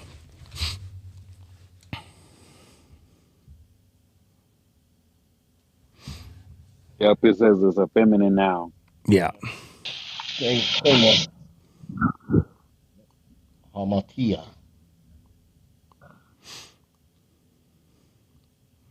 Oh, that would be the harlot noun, right? Drop. Well, let's not muddy the waters. So look, Romans 17:7. I'm sorry, 7:17. I'll just go to it myself. Heck. So understand what it is that I'm trying to say here. Okay. Romans 7:17. It says, "Now then, it is no more I that do it, but sin that dwelleth in me." So the sin that he's saying that is dwelling in him, it's a noun. This is talking about the dead spirit. That's what he's talking about, okay? Well, in context here, he's talking about in the flesh, okay? But what I'm saying is the flesh learned that from the dead spirit. Hope, I didn't mean to distract. No, you're not distracting. Hope, I go over this all the time. It's all relevant. It's not distracting. That's why I don't like topics. I don't like topics because when you start talking about other parts of the Bible that is relevant to what you're talking about, people can get upset because they're focused on the topic. They're gonna say things like, "Well, I thought we were talking about sanctification today," or whatever the topic is. And I'm like, what do you mean? The whole thing's relevant. All of it. So it is important that Romans, that people understand that when Paul is talking about sin, it doesn't matter which derivative that he's using, whether it's the word sin, sins, sinner, ed, sinned. It doesn't matter which derivative. It's used 39 times, and if I'm wrong, maybe it's 42, but I think it's 39. But the point is, when I studied this out and understood what Paul was trying to say here, he's talking about a noun. Do you understand? He's talking about a noun. He's not talking about sinning as an action. It's very, very important. And it's very about you sinning as an action. There's people that will take this in the book of Romans and they'll say, right there, look, and if this sin and that sin, and they're like, you got to stop sinning. That's not what Paul is pointing out. Paul is saying that there is that sin itself is a noun. It's a person, place, or a thing. And it started off from Adam. When Adam's spirit died, sin was now in him, not the action of sin. How could the action of sin be inside someone? Do you understand? In order for it to be a verb, it has to be actively happening. Or is like for instance, if this little box was not mine and I grabbed it and took it, that was a verb. But what's causing me to do this verb is the thing, person, place, or a thing that's on the inside of me, which would be the dead spirit. So this is why spirit, soul, and body is vital. Understanding spirit, soul, and body is vital. I don't care what anyone says. It is vital to your growth. 100% vital. If you're trying to grow more in understanding, listen, if you just want to be saved and have hell insurance, you have that right. That's between you and God. I'm talking about people who want to make disciples. If you're wanting to make true quality disciples, not quantity. I'm not talking about quantity. I'm not talking about these people who come on Descaled or YouTube or whatever, and they got thousands of people in their room talking about things that are kindergarten, first grade level. First of all, some of us have to do that. I don't understand the issue with that. People have to be teaching we have to have kindergarten teachers. They are no more less of value than any other teacher. I don't care what anybody says. Kindergarten, first grade, second grade, the foundation of truths have to continue to be laid upon in this world, same as it is in heaven. And again, I'm saying that because we still live in this world. I'm saying the Bible says that we are here. So seed time and harvest is not going to be done while we are here in this world. It's not going to happen. It's still going to be here. The Bible says that it's not going to come to an end. So if someone is teaching the kindergarten, first grade level of Christianity, I don't understand what's so hard about this. They're going to have way more followers. There are always more of them than people working on their doctorate degree. Period. I don't understand why people, they'll see someone that has a live, like for instance, like ours, where, we get up to, 100 people or something in the room. But most people ain't going to stay here because a lot of the stuff we're saying, they're like, I don't understand. I don't even know what they're talking about. Yeah. That'd be like you being in 5th grade and someone tells you to go sit in and listen into master degree studies. That doesn't make any sense. Everybody here knows that doesn't make any sense. But yet we get into the Bible, they're like, nope, that's not the way it is. Yes, it is. Seed time and harvest, my friend. Yes, it is. First comes the blade, then the ear, then the full corn of the ear. When you get that understanding and stop lying to yourself like somehow the Spirit's just going around and is just hitting everybody with knowledge, that is the biggest. And just sit there and just close your eyes and God's just going to, through telekinesis, just fill your brain full of stuff. No, you have to pick the Bible up, which is the Word, and you have to get in there and read it. Period. The end. There's no way around this. Nobody will be able to mock God, bro. Matter of fact, everybody's going to stand before him, and there might be someone dumb enough to say, well, how come you didn't give me more knowledge? And they're going to get their answer. Matter of fact, because God's from Texas, it's going to sound like me talking. 100%. He's going to say, well, why didn't you pick your Bible up and read it? That's what he's going to say. Well, I thought you thought wrong. I don't know who taught you that, where you learned that. You have to plant the seed, my friend. And what I mean by that is the effort on your part of reading has to happen. Jesus is not going to just walk over there spiritually and start forcing seeds in your heart. That is not how it happens. You're the one that has to allow him to come and plant the seed. You're the one that has to allow him to water it. He's not going to force seed down your throat into your heart. You have to read. You have to eat of the tree. He said, if you don't eat of my flesh, you will never have everlasting life. You don't see the choice there? You have to eat. So if you have to picture yourself standing before an apple tree and plucking from the apples, my friend, Jesus ain't going to throw the apples in your mouth. You have to pluck. You have to eat. That means you have to hear. You have to believe. And Paul makes it very clear that faith come by hearing. And that doesn't just mean hearing only someone talk. When you're reading it, it's talking about your soul hearing. You understand? It's not talking about just the audio out here. That's why Jesus said, those that have ears to hear, let them hear. He's not talking about the paddles on the side of your head. He's talking about your spiritual hearing. So when you're reading it, your soul is hearing what it is that you're reading. Your soul is. It's coming from your flesh to your soul. So talking about Romans, talking about anything in the Bible, especially the way, if you've been coming to Descaled long enough, you know I use the entire thing. You see me stay in the Old Testament a lot, and that's only because I was very saddened when I realized that 90% of Christians don't even know what the Old Testament is.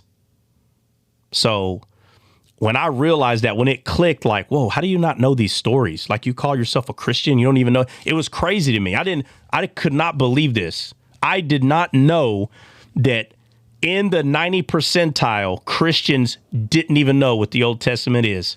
And they'll lie and say, oh, I knew what it was. No, you didn't. That lie gets on my nerves more than anything else.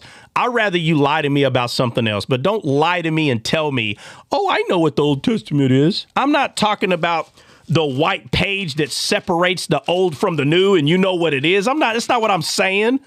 I'm saying you don't know what it is, which is the treasure ground, my friend. You do not know what it is. It is bananas. You know, you have people, they have some people have 5 Bibles in their house. 5. And they're like, no, I know what it is. Yeah, I'm going to show you how you know what it is. Let's see. Oh, there's a white page right here that says, welcome to the New Testament. And they hold this part. That divider, that's what the Old Testament is. That's not what the Old Testament is. No, my friend. You don't even realize what you have. If everybody in America that's got 5 Bibles, if they knew what the heck that Old Testament was, they would change everything in their life. They would change it. I'm not talking about being perfect. There's people still working on themselves, and I get that. But I'm saying the trajectory of their life would 100% change, dude. It would not be the same. There's going to be people, when that great day comes and we're in heaven, there are going to be people that are going to say to themselves before the Gloria event happens, they're going to say to themselves, wow, if I would have known that. Can you imagine standing before the Father? He loves you to death. He's not going to be mad, but he's going to question some of the things you did, but not in the sense of, oh, you sinned here, you sinned there. No. You've already chosen him. He's not doing that. The judgment we're going to get is just like in courtroom where someone's getting a bad judgment and someone's getting a good one. So when the Bible talks about all will be judged, that's right. We'll be judged righteous through Christ. That's how we're going to be judged. Okay. So everybody gets a judgment, but that word judgment don't mean negative. That's not what it means. It means that there is a judgment, a weighing that's going to take place. It's funny to me that people hear that word judgment and they think that it's bad. No, when people win civil cases and they're awarded, let's say $1 million, they won some case, they got $1 million, that's still a type of judgment. Okay, negative for one, positive for another. Judgment has been made. It's going to be the same thing for us, but I'm not trying to digress too far. I'm just the main point is the whole Bible is supposed to be used. There is not supposed to be this title serving ministry where when a title comes up, guys, let's not stray from the title. Listen, on TikTok is different. People put a title right here and they'll say something like, why is Jesus the Messiah, or why is Jesus God? They'll put the title right there, and they don't want to steer very far from the title because, again, this is TikTok world here. So, if you don't know why TikTok's called TikTok, it's because it'll take your time if you're not careful. It's the time is ticking. TikTok. You'll be on there for a minute if you're not careful. So I'm saying that because you let people on your live for no reason, right? Just to argue about a topic that you have up here, then you could be there longer than you want. So I don't want anyone to think that bringing up other parts of the Bible is somehow distracting. Most of it's not going to be. Now, there could be if an Islamic believer came in here and says, tell me why Jesus is God. Now, obviously, that would be distracting from what we're doing. But Book of Romans, that's not going to be distracting, not even a little bit. Matter of fact, I'm glad it was brought up because there's too many Christians that do not know that the Book of Romans, when Paul is talking about sin, he's talking about a noun. What'd you say, Breezy? We're in C2. Yeah. Oh, let me say something on that real quick. Kelly brought it up, and then someone changed it. Or I think Kelly brought it up, and maybe Kenny was leaving or something. I can't remember how it happened. But, believe it or not, we got to C2 yesterday. And I will admit, that's kind of wild. I'm gonna be completely honest. Getting to C2 that fast the way we did is 100% wild. I really wasn't even looking at us getting to B. But I actually see it possible now. I'm not saying that we're going to be there, but I will say this to anyone that believes that Descaled helps them at all, or you think that Descaled can help someone. The algorithm has been shooting up. I'm gonna say that. I can see it every day. It has been going up. Now today we haven't got to 100, but for the past few days we did. I think 98, 97, 94, 98, that's what I'm calling 100, not the actual number 100. But so if you think at all, the way to help that, for anyone that, like I said, it feels like Descaled can either help them, has helped them, can help someone else understand who they are in Christ, that we're supposed to go out and make disciples. I'm literally given a Q course to do this. Okay. What I mean is, for instance, if you go take Brazilian Jiu-Jitsu,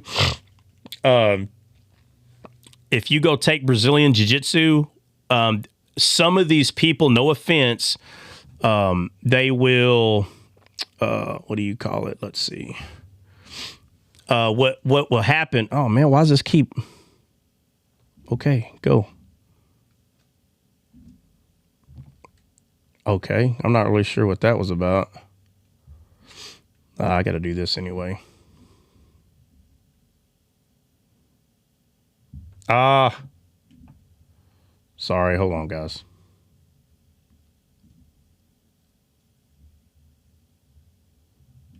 Yo, that mod was super fast. Before I even went to click, it was gone. Yeah. Oh, yeah. No, I know what you're talking about. No joke. No, what I was saying is what is it called? The goal box or the live goal gift gallery. So the gift gallery for Descaled, guys, if you ever feel like, hey, today's a day that I'm going to shoot some gifts to Descaled, you know, because some people got to wait till the first of the month. Get up. I don't know why, but some people got to wait till the first of the month. But if that's you, when you go to the gift gallery, find the one that suits you, but try to send something from that gallery. And I didn't even know. It's crazy. Been on here for years. And I know I heard Misunderstood bring this up a couple of times. I had no idea what she was talking about. I'm going to be completely honest. I'm like, what are you talking about? Gift gallery? Like, anyway, and little by little, I'm just learning it. And now I know what it is. And basically, the gift gallery box, that area, the Descaled gift gallery box, the gifts that are in there, those are the ones that need to be sent in order to like complete like this other goal to help us go back to B. So going back to B it's not an easy task, but I will say we've been going up one every day. And I didn't even mean for that to rhyme, but it did. All right, so not digressing at all, talking about Paul's inspiring letters, not even a little bit. All right, so let's get back to Luke 17. Let's get back to Luke 17. Where are we at, Nina? We're at 10 and 11. I finished 10. I just read about the servant. Yeah, I finished 10 real quick. Oh, let me talk about the servant. I don't know. Why did y'all pick Luke 17? I knew because we're trying to get to a later part. I don't know why Benny told me start at 1. I knew we never get to the good part. All right. Well, look, let me just say, Luke 17 is so meaty. It is when I saw he said 17, I was like, oh my God, they don't want me to shut up today. They don't want me to shut up today. That's what we were doing all night. Golly. That's where y'all were all night, Luke 17? Yes. I mean, first of all, the whole Bible's meaty, but specifically, like, dude, like, I remember, you know, Luke 17, Luke 17, John, is it John 15? Let me see. I think it's John. It's been so long. I think it's John 15, where he says, let me see. Get over there. Oh, wait a minute. Oh, yeah, John 15, where he says, I am the vine. Oh, no, I am the true vine, and my Father is the husbandman. Oh, my God. Luke 17 and John 15. If you don't want me to shut up, take me right there. I will talk.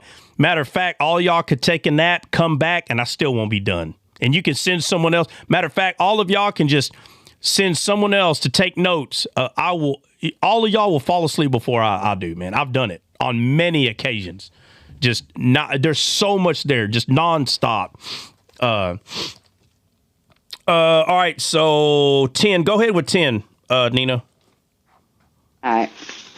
So likewise, ye, when ye shall have done all those things which are commanded, you say, we are unprofitable servants. We have done that which was our duty to do. All right, so Well, hold on. So they asked Jesus to increase their faith, and I know, trust me, dude, there is probably 2,000 phrases, comments, words that I've said on TikTok that scared the bejesus out of people because the understanding of it, I hate to say this, is no longer elementary. And someone who is elementary in their understanding will get offended 100% when you tell people that Jesus is faith, okay? And so when they ask right here, let's see, Grateful, how often are you live, the days and the time? Okay, Grateful, Descaled is live. This is American time, by the way, okay? So Descaled is live Monday through Friday. And I wish I could say 8:30 on the dot every day, but it's just, there's no way. Okay, but we start anywhere between 8:30 and 9:30 a.m. And again, that's Central Time in America. Okay, so Monday through Friday, 8:30 to 9:30 a.m. If we start at 10, don't be mad at me. I'm just telling you, sometimes it is at 10. Sometimes it's 8:30 on the dot. Okay, but 8:30 to 9:30 a.m. and I try to get off by 11 or 12, but sometimes we're on till 1, sometimes 2 p.m. Again, this is Central Time. But if you want me to give you like the time that it's supposed to be from 8:30 to 10:30 a.m. Monday through Friday. That's what it's supposed to be because it was like that when we started. But I'm just learning as time is going. My schedule can't always stay the same. It's just impossible. But I try, but that's the time. And don't forget to subscribe to YouTube. Okay. So, at YouTube, excuse me, at Descaled, not at YouTube, at Descaled Live is, where you go to the Descaled, YouTube, and make sure to subscribe. Every live is recorded. I should say 95% of them. Sometimes, I don't know how it happens. Sometimes it's not recorded. I'm like, whoa, where'd it go? And maybe it's the internet. I have no idea. But there were, if I was to name, I got them written down. But there's one of them. It might be Finger of God. It was something where I was like, man, I hope people really understand this one. But it was supposed to be like a 4-part series, and one of them wasn't recorded. Oh, it was heartbreaking, but... Okay, we say noted. Thanks. Okay, great, man. Great to have you. So they asked Jesus to increase our faith, and Jesus literally, after he talks about the grain of a mustard in 6, he goes, I'm sorry, 5. The apostle said unto the Lord, increase our faith, and the Lord said, if ye have faith as the grain of a mustard seed, ye might say unto the sycamore, be plucked out, uprooted, and be planted into the seed. And it says right here, and it shall obey you. Notice how Jesus is talking about it. Like, what does the word obey mean? Somebody tell me, what does that word mean? Obey. To do what you say? Yeah. What? What? He said to do what you say. To do what you say, right? Okay, so what is the word obey? Is it a verb? Is it an action? Is it a noun? What is it, an adjective? What is the word obey? Huh? A verb. It's a verb? Like a verb. Are you sure? Are you sure? I need like 2 more people to confirm what it is. I need 2 more. What is it? I thought it was a verb. Okay, how do we know it's a verb? Because it's an action, right? Right. Okay, right. So Jesus says, look what he says. He says, if you have faith, a grain as a mustard seed, ye might say unto this sycamore tree, be thou plucked up by the root, and be thou planted in the sea, and it shall obey you. You understand? It shall obey you. Obey you.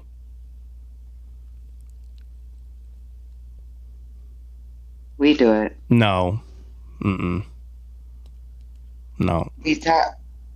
Read it again. Go back and read it again. This is important. This is the point I'm actually making. All right. But y'all wanted to talk about Luke 17, man, so we're going to go through Luke 17 then. No, we're good. It said, you might say unto the sycamore tree. All right, you might what? Be thou you might what? Up by the root. You might what? Say. Does that say you may grab and throw? Is that what it says? No. When I said we do it, I meant by speaking it. Okay, I know, but let's say what we do mean. So how does it get thrown and how is it put into the sea?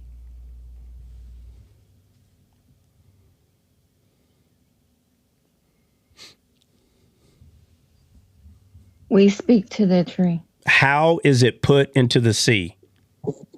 How is it put into the sea? How does it get there? It's cast into the sea. No.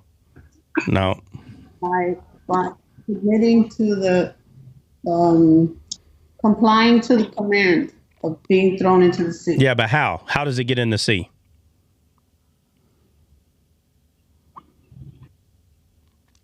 Well, it says to speak to the tree, right? I'm not saying what our part is. I'm saying how does it get into the sea? Faith plucks it up, uproots it, and casts it into the sea. All right, let's go. Let's go read it again. Let's read that whole little thing again. Read it, Nina.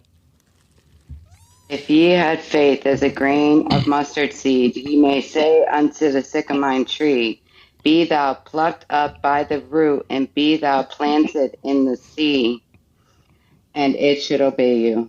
All right. So how does that happen? So the tree goes and goes into the sea. Right. The tree does it itself. Yes or no? So all the answers, okay, spoken, thrown, spoken, the word spoken, cast. Eric said the axe. Faith obeys. Faith does obey. Okay. Authority. Yeah, we use our authority by speaking the matter to the tree. That's our authority. But how is it being put into the sea? Let's see if everybody agrees with this. It puts itself into the sea. Is that true or not?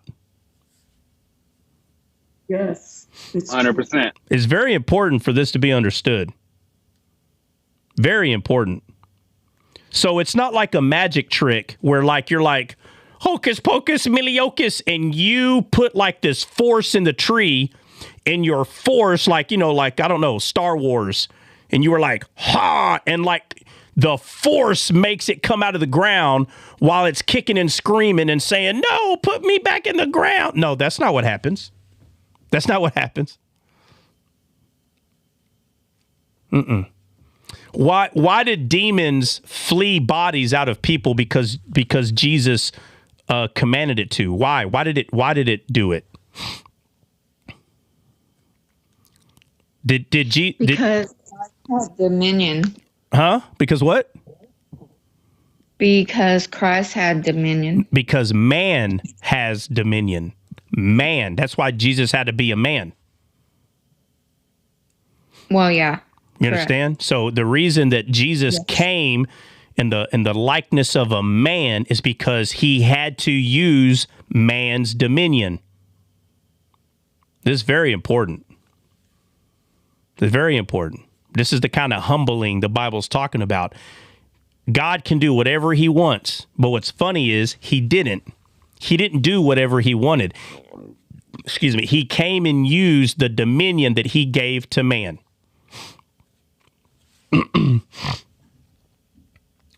Let's see. What'd you say, Mac? I still had the best answer. All right, let me see. Let me see. You better have the best answer. Let's see. Like tree bared from the Lord of the Rings, it's got 2 legs, it will walk. Yes, that is actually the best answer. Yes. So, all right, read it again, Nina. Read the same thing again. All right.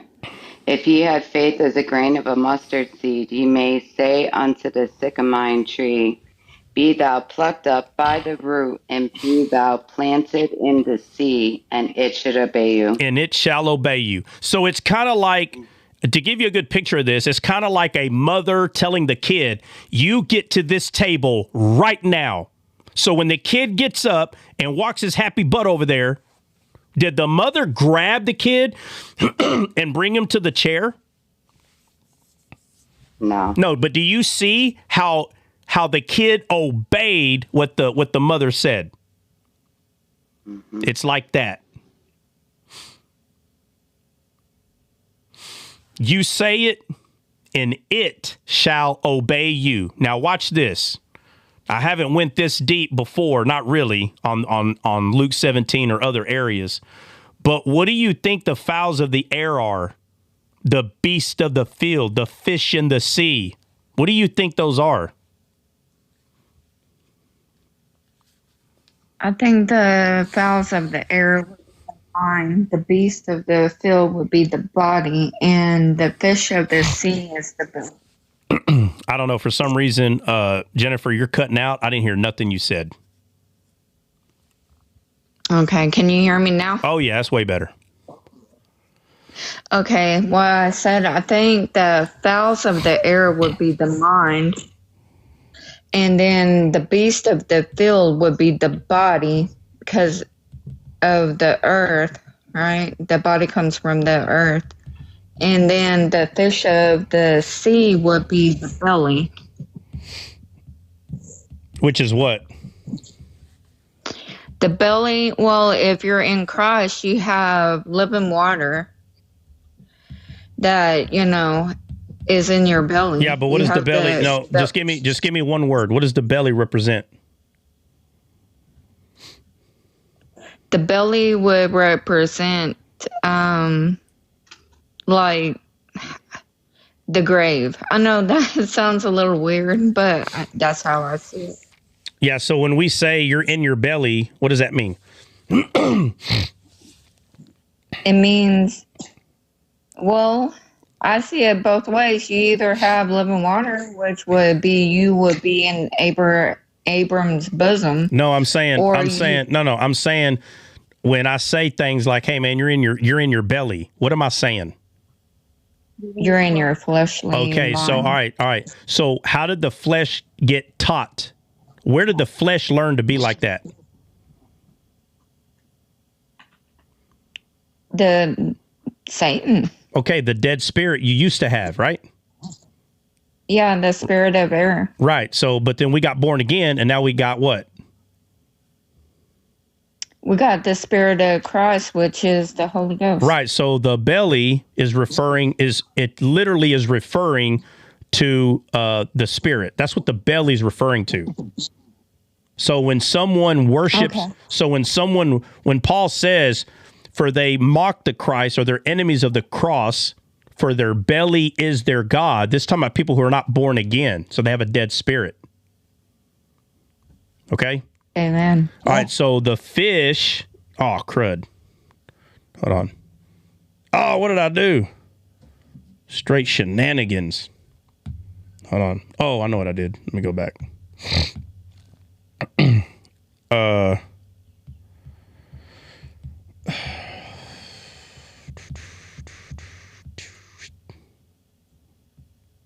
All right, so the fish part is talking about the spirit. Okay, so now we're down with the beast and we're down with the fowl. So if the fish is the spirit, now we have a move out the way. Come on. Now we have a soul and a body. So which one out of the fowl and the beast is the soul, and which one is the body?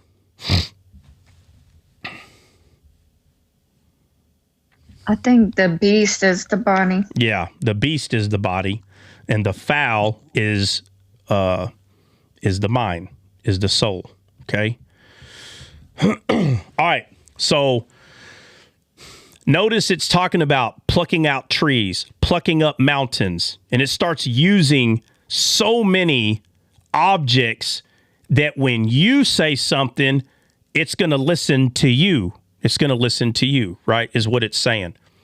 So when you're seeing beast of the field, when you're saying fowl of the air or the fish, it's talking about non-believers, but it's specifically pointing out the issue of the person. So when the Bible says you have dominion over the entire earth, and it says over the fish in the sea, over the beast in the field, over the fowls of the air, it's talking about spirit, soul, and body. So Adam is being told that he is in control of himself. You understand? Yes. Okay, so right. So I've been going over this for years, but do you really think that I'm going to explain that first? That Adam is being told that he has control over his spirit, soul, and body? You think that's the first thing you need to tell somebody? Or explain to them what spirit, soul, and body is first? Let them get the understanding first. Yeah. So now, when you go back, and this is where people are like, no, it's a physical place. It has fowls of the air. It's got beasts of the field, and it's got all this. I'm not going to argue against any of that. I'm just showing you how much further that what God is literally showing, how to confirm what it is that you're believing. How he's showing how to confirm. Remember, everybody has a relationship with God by yourself. Your relationship with God is between you and God. That doesn't mean not to go make disciples. No. You go make disciples. That's what we're told to do. But your job is not trying to get everybody to see what you see. What if they truly don't want to see? What if they don't want to see? You're sitting there just arguing with someone who really don't want to see. You need to find someone that wants to see, not someone who tells you you're wearing spiritual glasses. Okay? That's not who you're trying. Your job is not to try to convince someone. You understand? So when the Bible tells us that Paul disputed, argued, or debated in the synagogues, who is Paul arguing with?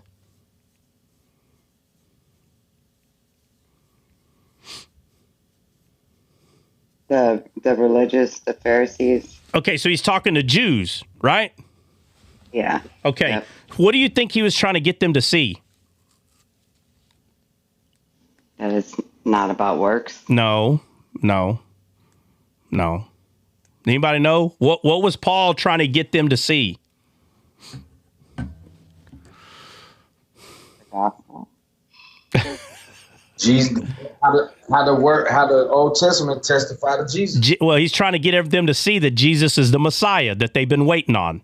That's what he's trying to get them to see. Okay? Y'all with me? Yeah. Okay, so these Jews, guys, these Jews were not the ones that Paul was talking to, even though he talked to many of them in the different groups. One of the groups were people that did not believe that Jesus was the Messiah. That was one of the groups. They didn't believe it. And Paul's like, yes, it was. Look, and he tried to show them. So there are people today that are quote unquote Jews, but they know that Jesus is the Messiah. So should we try to convince them to believe that Jesus is the Messiah? No, not if they already know. They already know. They already know. So let me ask you this. When Jesus is arguing, or when Paul is arguing with the Jews, trying to tell them, hey, look, this is the Messiah, do you think that would have been a good time? I need you to, before you answer this, use your head for a second. Would that be the best time for Paul to ask, or not Paul to ask, but for Paul to bring up, look, the mountains, Sarah and Hagar mountains. Do you think that's what he should have told them? No. Why not? Because they need to understand the basics first. Right, bro. Do you understand? So you got Jews today that already know that Jesus is the Messiah. So let me ask you, How come those Jews could? So would you say the Jews today that know that Jesus is the Messiah? I mean, what do they happen to have spiritual glasses?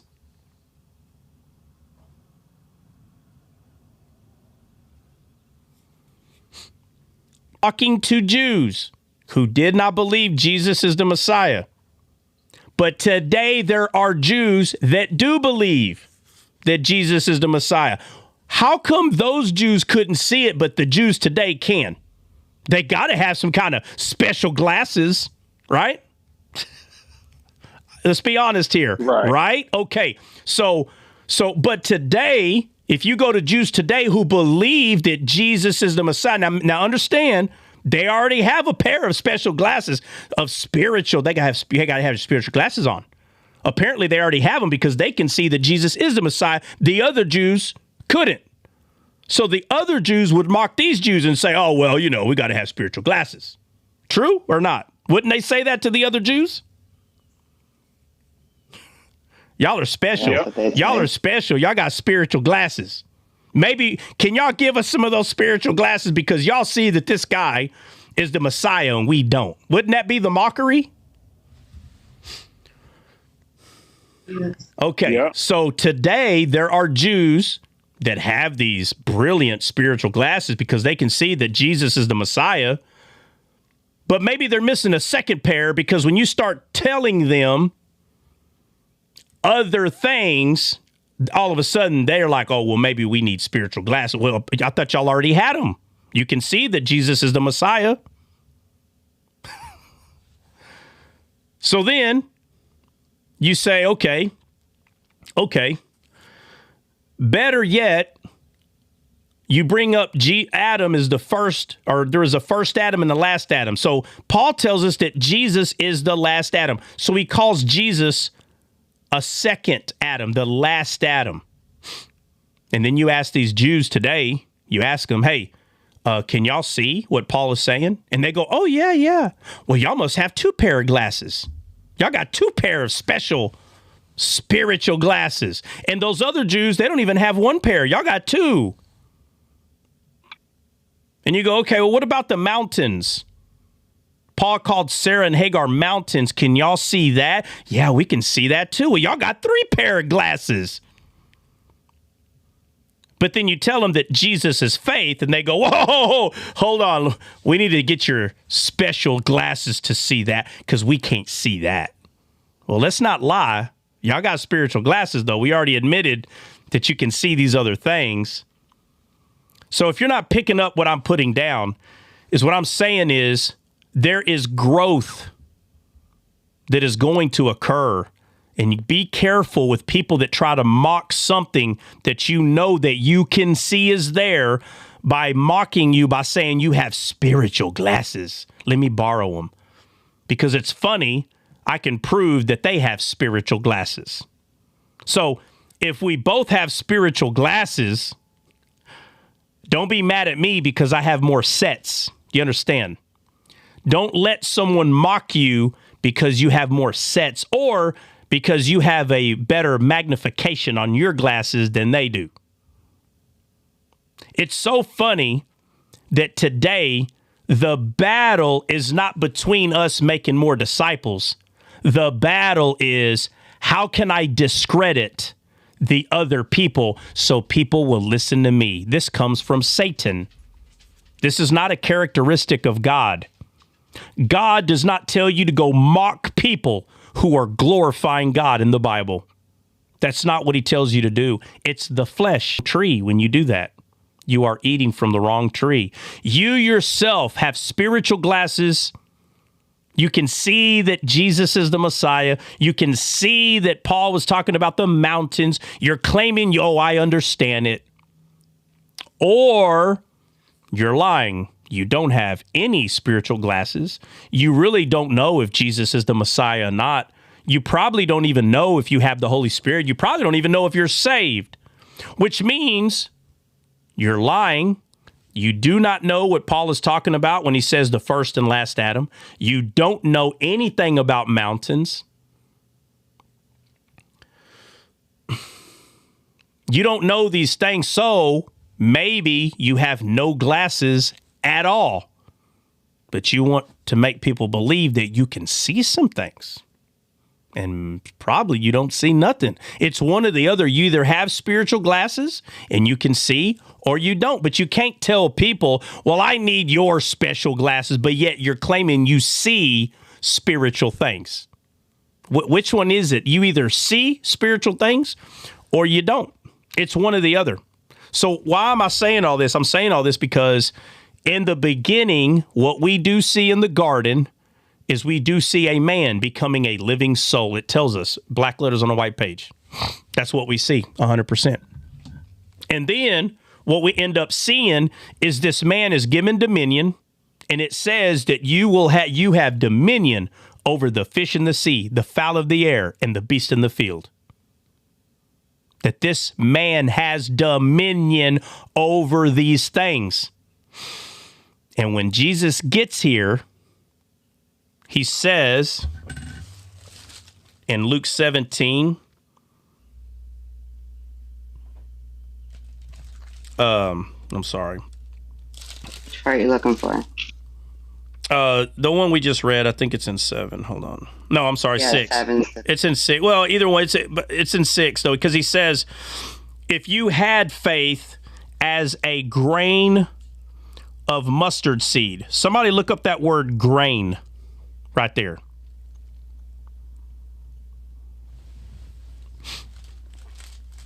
I know we all know what it means, but I can't remember. There's an exact word that it says. Kernel of a seed, like a grain of corn. Okay, yeah, kernel. That's what it says. Kernel of a seed. It's the word kernel.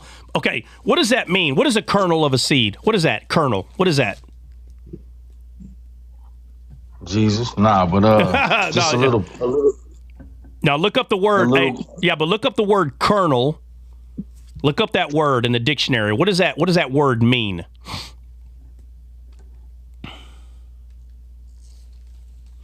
The word kernel. Do I got to do it? Can anybody do that? I'm doing it right now. It says a softer, usually edible part of a nut, seed, or fruit contained within the hard shell. Okay, that's it right there. Where is it contained? Within is it possible to say that the kernel is like the most center part? Yeah, I was just going to say in the center. Yeah. In the center. Yeah, did you see essence? It says essence too. Yeah, it says what? Oh, you're talking about in the Strong's? No, I wasn't looking at it. Not in the Strong's, just in the dictionary. In the dictionary? Like the okay, yeah, that's fair. It means essence too. Okay, essence. Yeah. And I don't want to get too deep in like the American or Oxford dictionary. But I can 100% appreciate, like, especially the Oxford, how it literally tries to help you really understand what a word means. So I don't see the Oxford being wrong saying that the kernel of a seed or whatever is the most center part, the most missed part, and then it just so happens to say the essence, meaning telling you that it's a seed of its own kind, right? That's what it's telling you, right? The essence of what it is. Right. So it says, if ye had faith as a grain of mustard seed, talking about the kernel, the most midst, meaning it's referring to the seed itself, but it's on the inside, not just the seed, on the inside. Said if you had faith like that, meaning it's already on the inside of you, because everybody looks at the seed only. If you pay attention to this, that's not the only thing Jesus is trying to point out, that the seed is so small you just need a little bit. They say that because when Jesus said, when he says to Peter, does anybody remember what he tells Peter on the water when he had to rescue him? Anybody remember what he said? O ye of little faith. Of little faith. Yeah. Doubt. Yeah, they take this word little and they think it's talking about a certain measurement. So this is why they go to the little seed Little. You only got a little. That's not what Jesus is talking about. Jesus is talking about time. When Jesus says, "O ye of little faith," when you go study that word little, it's talking about time. And you know that it's true because Peter was walking on the water. It says he began to sink. That means he had faith of a little time. You understand? He only kept it for a little bit. That's what it's talking about, "O ye of little faith." It's not saying he didn't have enough. If he didn't have enough, he would have never started walking on the water. He had all he needed, who was Christ. His eyes were on him because Jesus is faith, period. But he said, if ye had faith as a grain of a mustard seed, ye might say unto this sycamore tree. He said, you may say. Moses was told to strike the rock. The second time, he was told to speak to it. Why?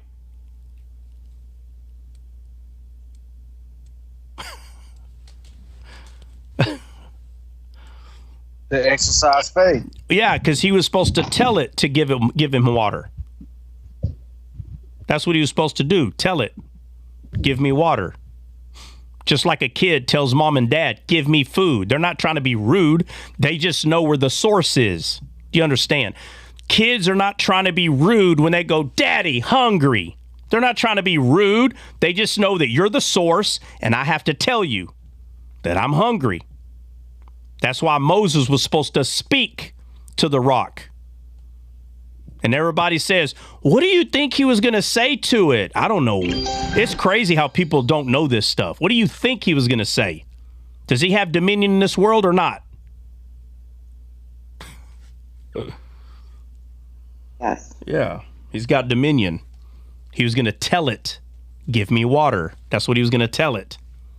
He wasn't going to fall down before it and say, oh, thou big rock, shadow of Christ, please give us thy water. That's not what he was going to do, bro. If he thought his authority. Right, but he used the wrong kind of authority, and he took the rod and started hitting it because the only authority he understood was action. He didn't understand person, place, or a thing authority. He didn't understand that. That's why the law is easier for people to say they do so well. Why? Because it's action. But when you tell someone to speak, it's like, whoa, I mean, you can't, watch out, man. The Bible says if you think you're something you're not. Yeah, the Bible says that, but it's not talking about us, bro. If you start thinking you're something you're not, that is very odd because the Bible tells us who we are. We are as Christ is, 1 John 4:17. So we are exactly what the Bible is telling us that we are. But if you tell people that you are the Messiah, that you are Jesus Christ, not that you've been saved by him, but you are the Savior, then my friend, you have found yourself on the wrong side and you have an issue because that's not true. The Messiah's already came. So he says, if you had the grain as a mustard seed, you might say unto the sycamore tree, be thou plucked up by the root and be thou planted in the sea, and it should obey you. Should. What's the word should mean? Somebody look up the word should in the dictionary. What does it mean?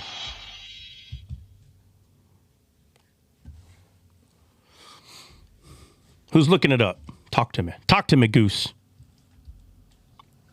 I'm looking it up right now. What we got? It says, used to indicate obligation, duty, or correctness, typically when criticizing someone's actions. When criticizing someone's action? What? What dictionary are you using? The Oxford. It means possible. Possible. Possible? What the heck? Yeah. Possibility. Should. Possibility. Should. Possibility. There's a second definition as well. It says used. Yeah. Yeah. Yeah. So I'll read. Yeah, go. But I'm saying, I'm saying obligation, duty, or correctness. Typically. Yeah, go look it up in the Greek, though, guys. Go ahead. Go look it up in the Greek. The Oxford has failed us. Well, no, I'm not saying it's failed. I'm saying that you can't. We want to start like we always do. We want to start with the original language, and from there. But I still wanted to hear what the dictionary said. But I'm not going to take the dictionary. Look up 0302 and see what you see.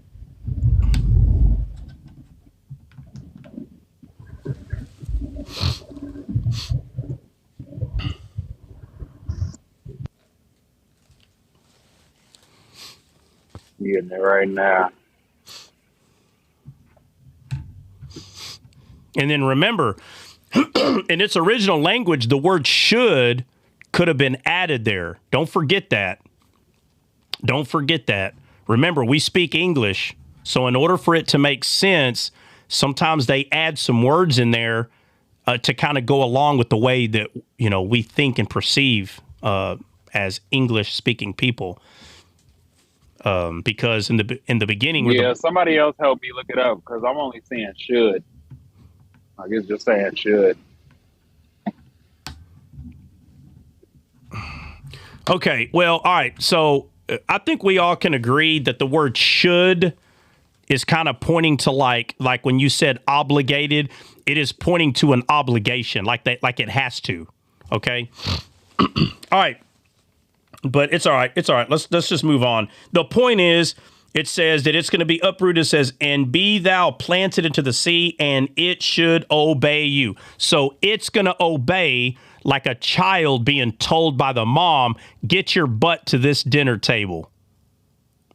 And the child goes and does what it's told to do because it recognizes authority.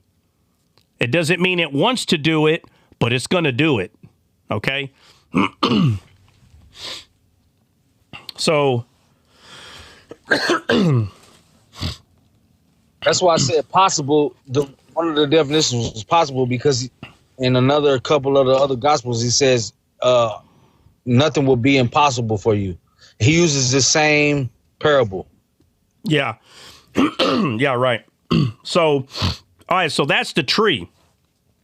And it says, but which of you having a servant or feeding cattle will say unto him by and by when he comes in from the field, go and sit down to meat, meaning to eat, and will not rather say unto him, make ready wherewith I may sup, and gird thyself and serve me till I have eaten and drunken, and afterward thou shalt eat and drink. Doth he thank the servant because he did the things that were commanded him? I trow not. So likewise ye, when ye shall have done all these things which are commanded you, say, we are unprofitable servants. We have done that which was our duty to do. Now you have to understand, they just asked him, increase our faith. He talks about a mustard seed, and then he talks about a servant.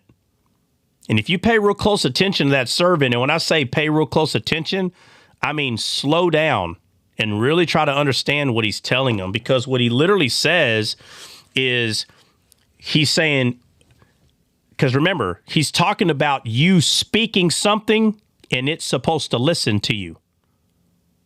He said, if you had if you had faith of this mustard seed, you would say to the tree, and it said, and the tree would obey you. Not you would say, Hippopocus Miliokus, and the force of the Jedi force will grab it and thrust it into the sea. That's not what it says. It says that you will say it and it will obey. Meaning you have authority. You're telling it what to do, and it's going to do it. And he goes from that to a servant. In context, isn't he saying you tell the servant what to do after what it just said of the sycamine tree? Isn't that the context here? 100%. Okay, so he's saying when you have a servant, you tell it what to do and you don't thank it. It does what it's supposed to do, the servant. That's because he's saying, Jesus is saying, without saying, faith is your servant. That's what he's saying. You tell faith what to do and faith does it. Because they're saying, increase our faith. And Jesus is saying, if you had faith as a mustard seed, talking about the kernel in the midst of you, if you had faith, you would speak and the thing you spoke to would listen. That's what he's saying. And if you don't understand that Jesus tells us over and over that he came not to be served, but to serve, he is literally telling you that he is faith, your servant, and you tell him what to do. So because you tell faith... So at that time, my bad. I was going to say, so at that time, they didn't have faith because he had not died and resurrected. It wasn't in them. Yeah, well, they had faith because he was there with them, but they didn't have it the way we have it. Just like he's the bridegroom and he's there with them, and they said, how come they don't fast? He goes, why should they fast? I'm here. So they had faith. Peter was able to walk on the water because Jesus was there. But they didn't have faith the way we have it. And some people would say they had the better faith. And that's not true, because Jesus said, greater things shall you do. Talking about because the Comforter comes. So it wasn't... Because the seed would be then planted at that point, right, versus being there. Right, would be planted, meaning be part of you rather than just being there. It's totally different. It's not the same thing. So them being able to do things because Jesus was there is no different than Moses and all the prophets doing what they were doing because Jesus was there in the sense of God himself. But the difference is not planted. So difference between... So like a carnal way of explaining that would be like say you go to war with somebody, like somebody from D-scale, right? Somebody who hasn't been to war, has not been in the military at all. You go to war with them. They will be safe because you're there to guide them the whole time, but they would be better off if they just went to Grit Mastery and you trained them for a year and they had you in them versus just having you next to them. Yep. Untrained. Now they can do it instead of just staring at me the whole time. They can do it now. Right? So, all right. So, all right. So now we're at, what time is it? God, it's already, all right, look, this is what we're going to do. Because I got to go. I'm not even kidding. I got to go. Y'all wanted, man, Luke 17. All right. We got a whole 10 verses, y'all. Dog. All right, check it out real quick. All right, so there goes Trot surprise on the time every time. Oh God, look what time it is. No, I said I was getting off at 12. It's 12:20. So yes, oh God, I should have been off at 11:59. All right. So look, we got 2 Samuel 20. 2 Samuel 21. We got Esther. Benny, y'all's little late night Bible study is y'all killing me, man. We're giving you lots of content. We ain't gonna never get on track. All right, check it out. We got 2 Samuel 20, 2 Samuel 21.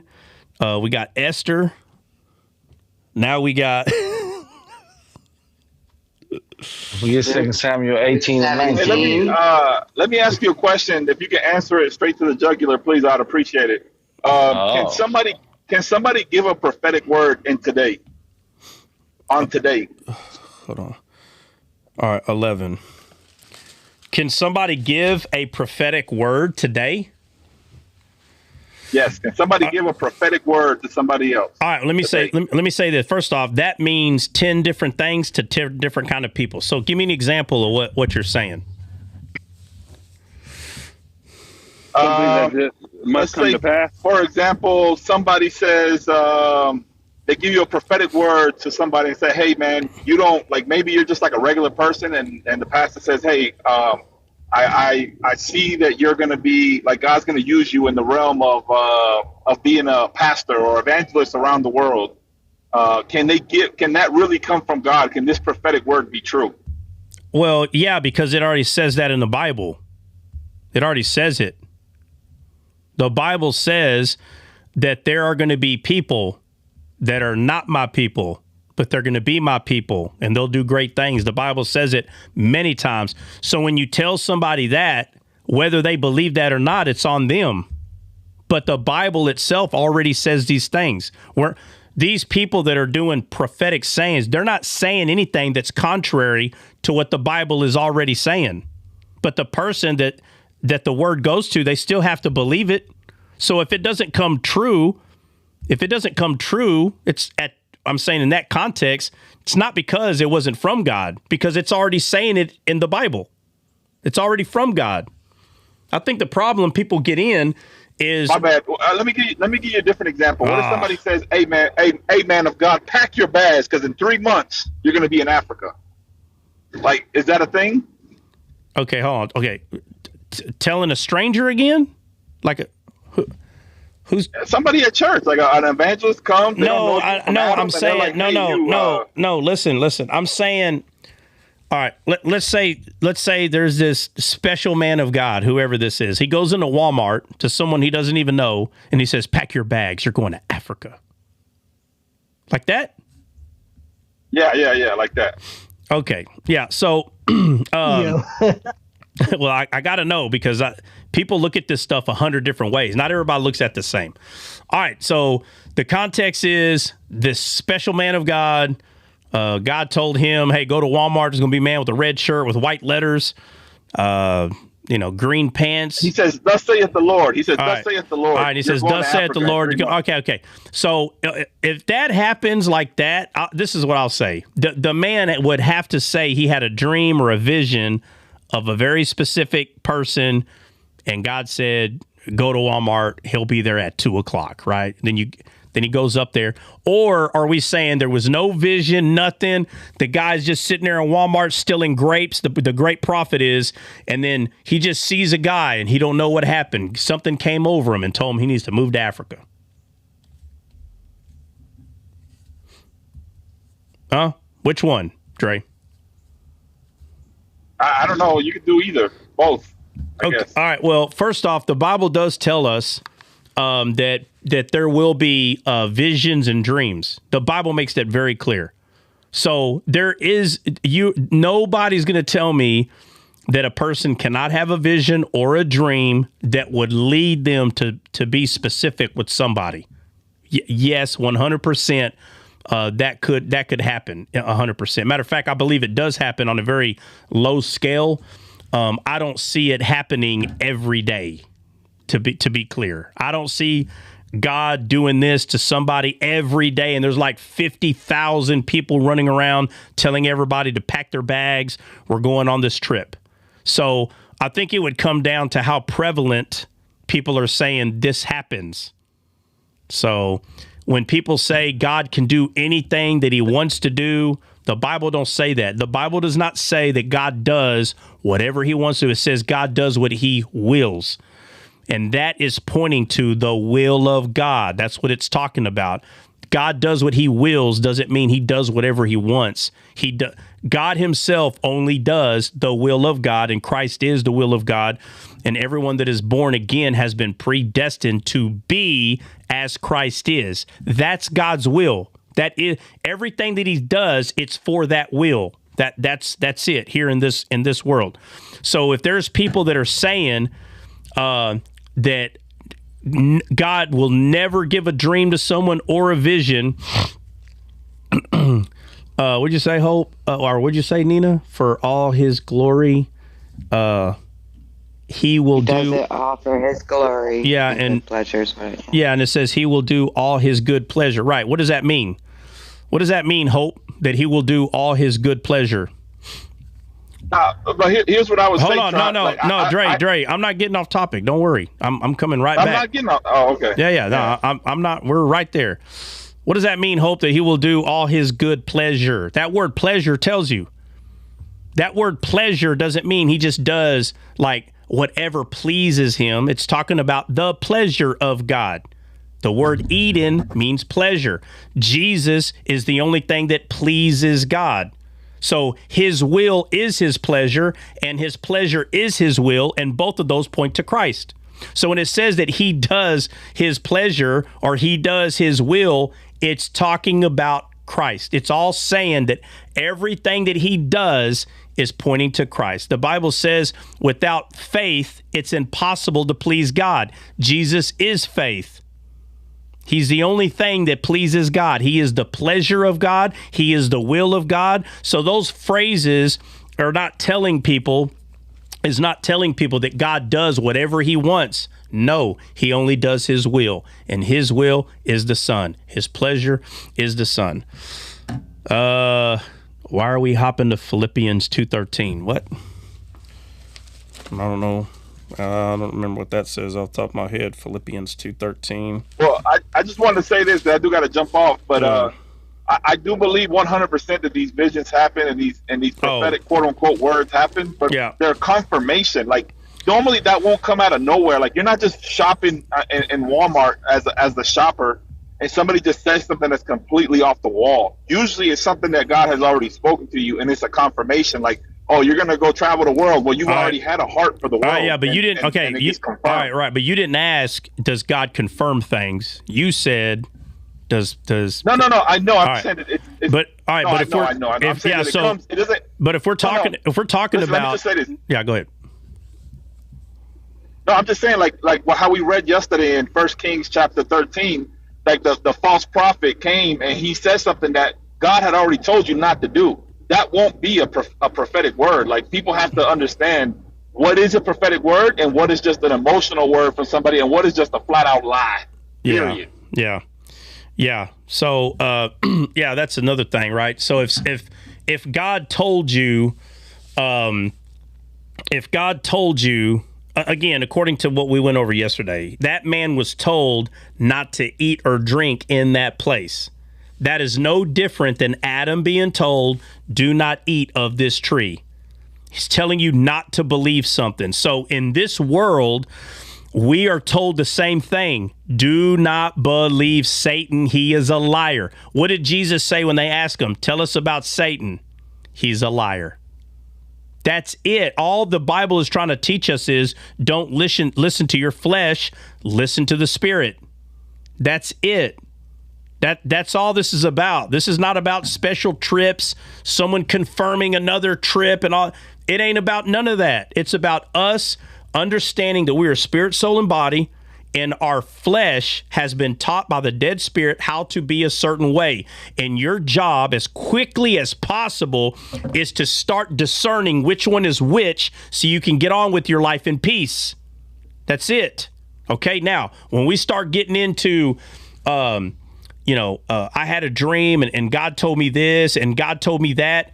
If spirit, soul, and body is not understood and that person cannot discern the difference between the flesh and the spirit, when I could go up to anybody then at that point and say, God told me to say this. And again, I could be gambling all day. God told me you're going to do this with me. God told me. Heck, that's like, this is so easy. It's like trying to date a woman. Let's say you don't have a girlfriend. You want to go on a date. Well, what's the easiest way to do it? I'm telling you right now, if you're listening, guys, if you don't have a girlfriend and you want one, first of all, don't be a weirdo and go to just a bunch of people you don't know. No. You need to somehow know them in some way. But what I'm saying is, you want to date, the quickest way to get a date is to start getting shot down right now. That's it. You want to learn the secret? How do I get a date? Take your lazy, goofy butt to the first girl that somehow you know her through a friend or whatever, and get shut down. How do you get shot down? Say, hey, you want to go hang out? That's how you get shot down. And if she goes, no, I don't want to hang out with you, then you go to the other one. You keep doing it until one of them bites the bait of your poor, shriveled up piece of bait you're probably using on that hook anyway. You go get shot down. Over and over and over. What I'm saying is, any person can look like a prophet. All you got to do is just go up to any person, their life is sucking, which, by the way, that's 80% of people. I just go up to anybody. God said this. Man, get out of here, you crazy man. Okay, God said that. Before you know it, somebody's going to bite. Look, he's a prophet. This is how ridiculous people are. They just believe everything because they can't discern where is this coming from with this individual. Is this true what this person is saying? The Bible teaches you how it's true. Everything that we go over is I teach you how to discern when your flesh is telling you something. Watch this. Let me show you an easy one. Someone comes up to a girl that's semi-pretty. Let's say she's 25 and she's cute. Okay? And you go, oh, wow, you're beautiful. You could be a model. Really? You really think so? Yeah. Let's go to New York. And the whole time the dude, his dad died. He had an inheritance of like 80 grand. And within 2 months, she finds out that he's broke. It had nothing to do with her going over there. But she's stupid and gullible, just listens to this guy, wastes 2 or 3 of her months in New York because it sounded good. Watch this. Now we go to the same girl and we say, hey, God said that you're going to go to Haiti. What? I don't want to go there. But boy, she was so quick to go to New York. That's the difference between flesh and the spirit. That girl wanted to go to New York because it sounded good. Career, money, what's pleasing her? What is pleasing her? The world is pleasing her. That's what's pleasing her. And people do the same thing in Christianity. They do the same thing. They make something pretty and say, God told me to tell you. Well, it sounded good. It's got to be from God. But if it sounds bad, it's not. What I'm saying is these things are becoming more rare. God's not out there telling everybody, listen, what did Jesus say? If you don't believe on me, he told the reason. What did Jesus tell the scribes and the Pharisees? The reason you don't know who I am is what? What was the reason? Because you don't know him. Well, yeah, but he gave a reason, though. God. No, but he gave he was very specific on why they didn't know who he was. Is that the one where he says, if you would have known who Moses was or Abraham was? Satan. Yeah, no. Well, yeah, no. But their father Satan. Well, no, that's the root issue. Yes, that's a fact, Benny, and that's actually the most correct truth. But I'm pointing to where he kept telling them, if they don't hear Moses and the prophets, remember that? Right. Yeah, that's what I was saying. Like, okay, yeah, exactly. So where was he telling him the problem was? They didn't understand the word, right? Right. That's the problem today. That's why these people who call themselves prophets can keep looking like prophets, because all they got to do is turn all the fish in the sea into like they're dating women. Oh, next. Oh, what about you? You're going to go to, no, okay, next. They're just going around pointing their finger until someone takes the bait and they're like, oh my God, he's a prophet. Bro, the word tells us what we're supposed to be doing. The word does. But people are in their flesh and something wrong happens with this thing and they're confused. You're confused because you weren't discerning what this man was telling you.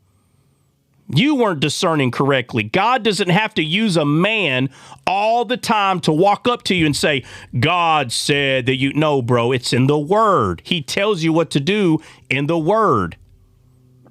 And then even further, it says that he gives to you the desire of your heart. He does.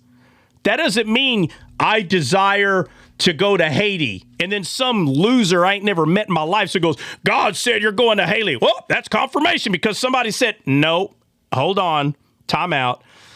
He said that he is going to give you the desire.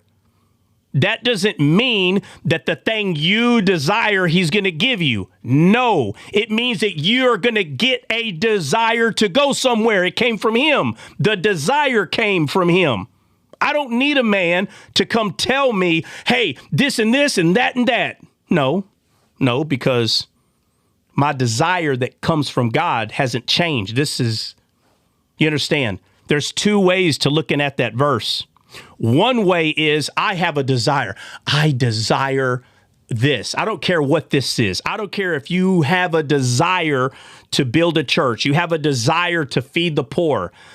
Listen, that's your desire. That's not what the Bible's saying. It's not saying when you finally decide what your desire is, God's going to give you that desire. That's not what that verse is saying. It's saying that the desire you get comes from God. You understand? So if I desire to have this white cup and I'm like, I want to have this white cup. And God goes, you want that white cup? Yes, I'm going to give you that white cup. That's not what that verse means. That's not what that means. That means deep down inside of you, you're going to get a desire that came from God. And that's how you're going to know it's from God.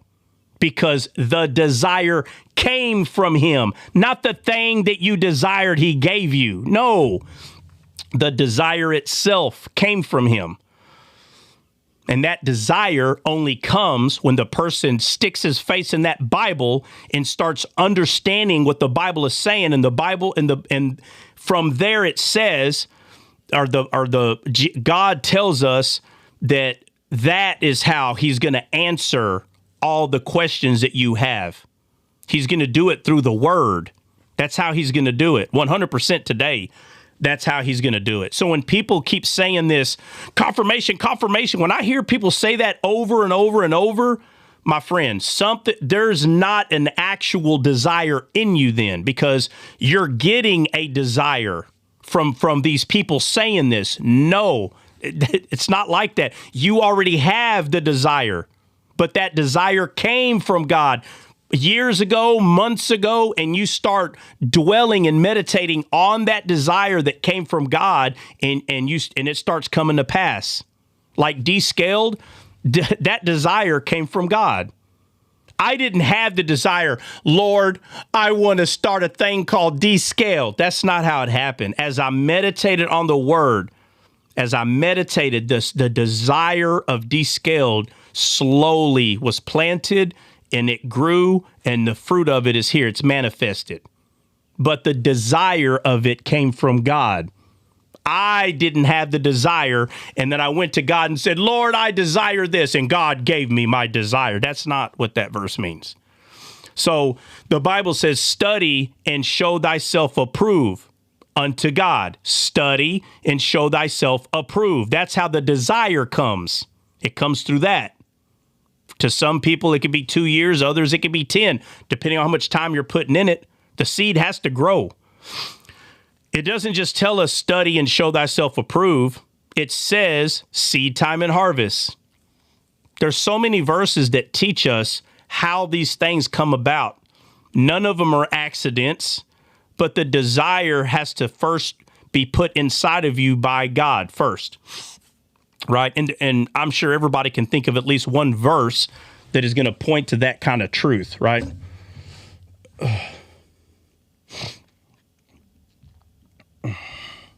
All right. That was Dre. Dre, we good? Or we need to go over that some more or what? No, we're good. We're good. Yeah, y'all need to let the church father go cut some wood, man. He's already been on the next hour. You're right. Thank you for that. Are we finishing Luke 17? No, not today, Hope. We're going to finish. We're all over the place, but Luke 17, starting at 11.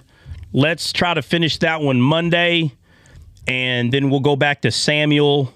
And so just listen to the Benny, Breezy, and Nina clan, or I don't know how many names I can throw in that. Jenna, Nina, Beezy clan, the B-boys, listen, the next thing y'all study, I need y'all to make notes and allow us to finish this other stuff. Y'all's musical notes. I'm already popping strings over here trying to keep up with y'all. We're already behind on other things, and I'm sure there's going to be a lot of people that's going to want to go over. Let's see, brother, please, can we go over the upper room once all the Saba, listen, I'm going to write it down right here, Saba. Upper room, I'm going to write it right here for Saba. Upper room. Might as well put a whole live for that one. Yeah, probably. So, but Monday, guys, for real, look, come on. Don't bring nothing new. Don't listen. And then Breezy and Benny, guys, y'all both got to be here if we're going to be going over this stuff. So let's try to finish Luke on Monday. And then I'll put both of these together, and then we'll try to do this on Tuesday. And so far the internet's been okay. So let's shoot for Wednesday or Thursday for Esther. Okay? Because we might be able to finish Esther Wednesday and Thursday. And Friday, Saba, if possible, Friday we can start going over Upper Room. Again, that's just as far as I got. Okay. All right, let me make sure something real quick. Oh, my God. You got Luke 17 first. Monday. I just want to make sure when I bring it back for you, I'm right. The second one is Samuel. The third one is Esther. The fourth one's the Upper Room. Something like that. Yeah, that's about as close as we go. Yeah, something like that. So to the BZ, Jenny, Nina gang, no more. Don't even try. I need everybody else's help. That when we say no, no means no. Stranger danger. No means no. And it's the double. It's the double BJ. I got you, my guy. All right. So somebody give me, what am I going to put the title on this? Let's see. Luke 17. Is that all we talked about? Today? Yeah, today. Yeah. Put Luke 17. Yeah, Luke 17, and you kind of tried to get me, but I can't be gotten. All right, I'm going to put. Hey, I'm going to put Luke 17, Jesus is faith. That's what I'm going to title it, okay? Even though we probably got 2 of those already.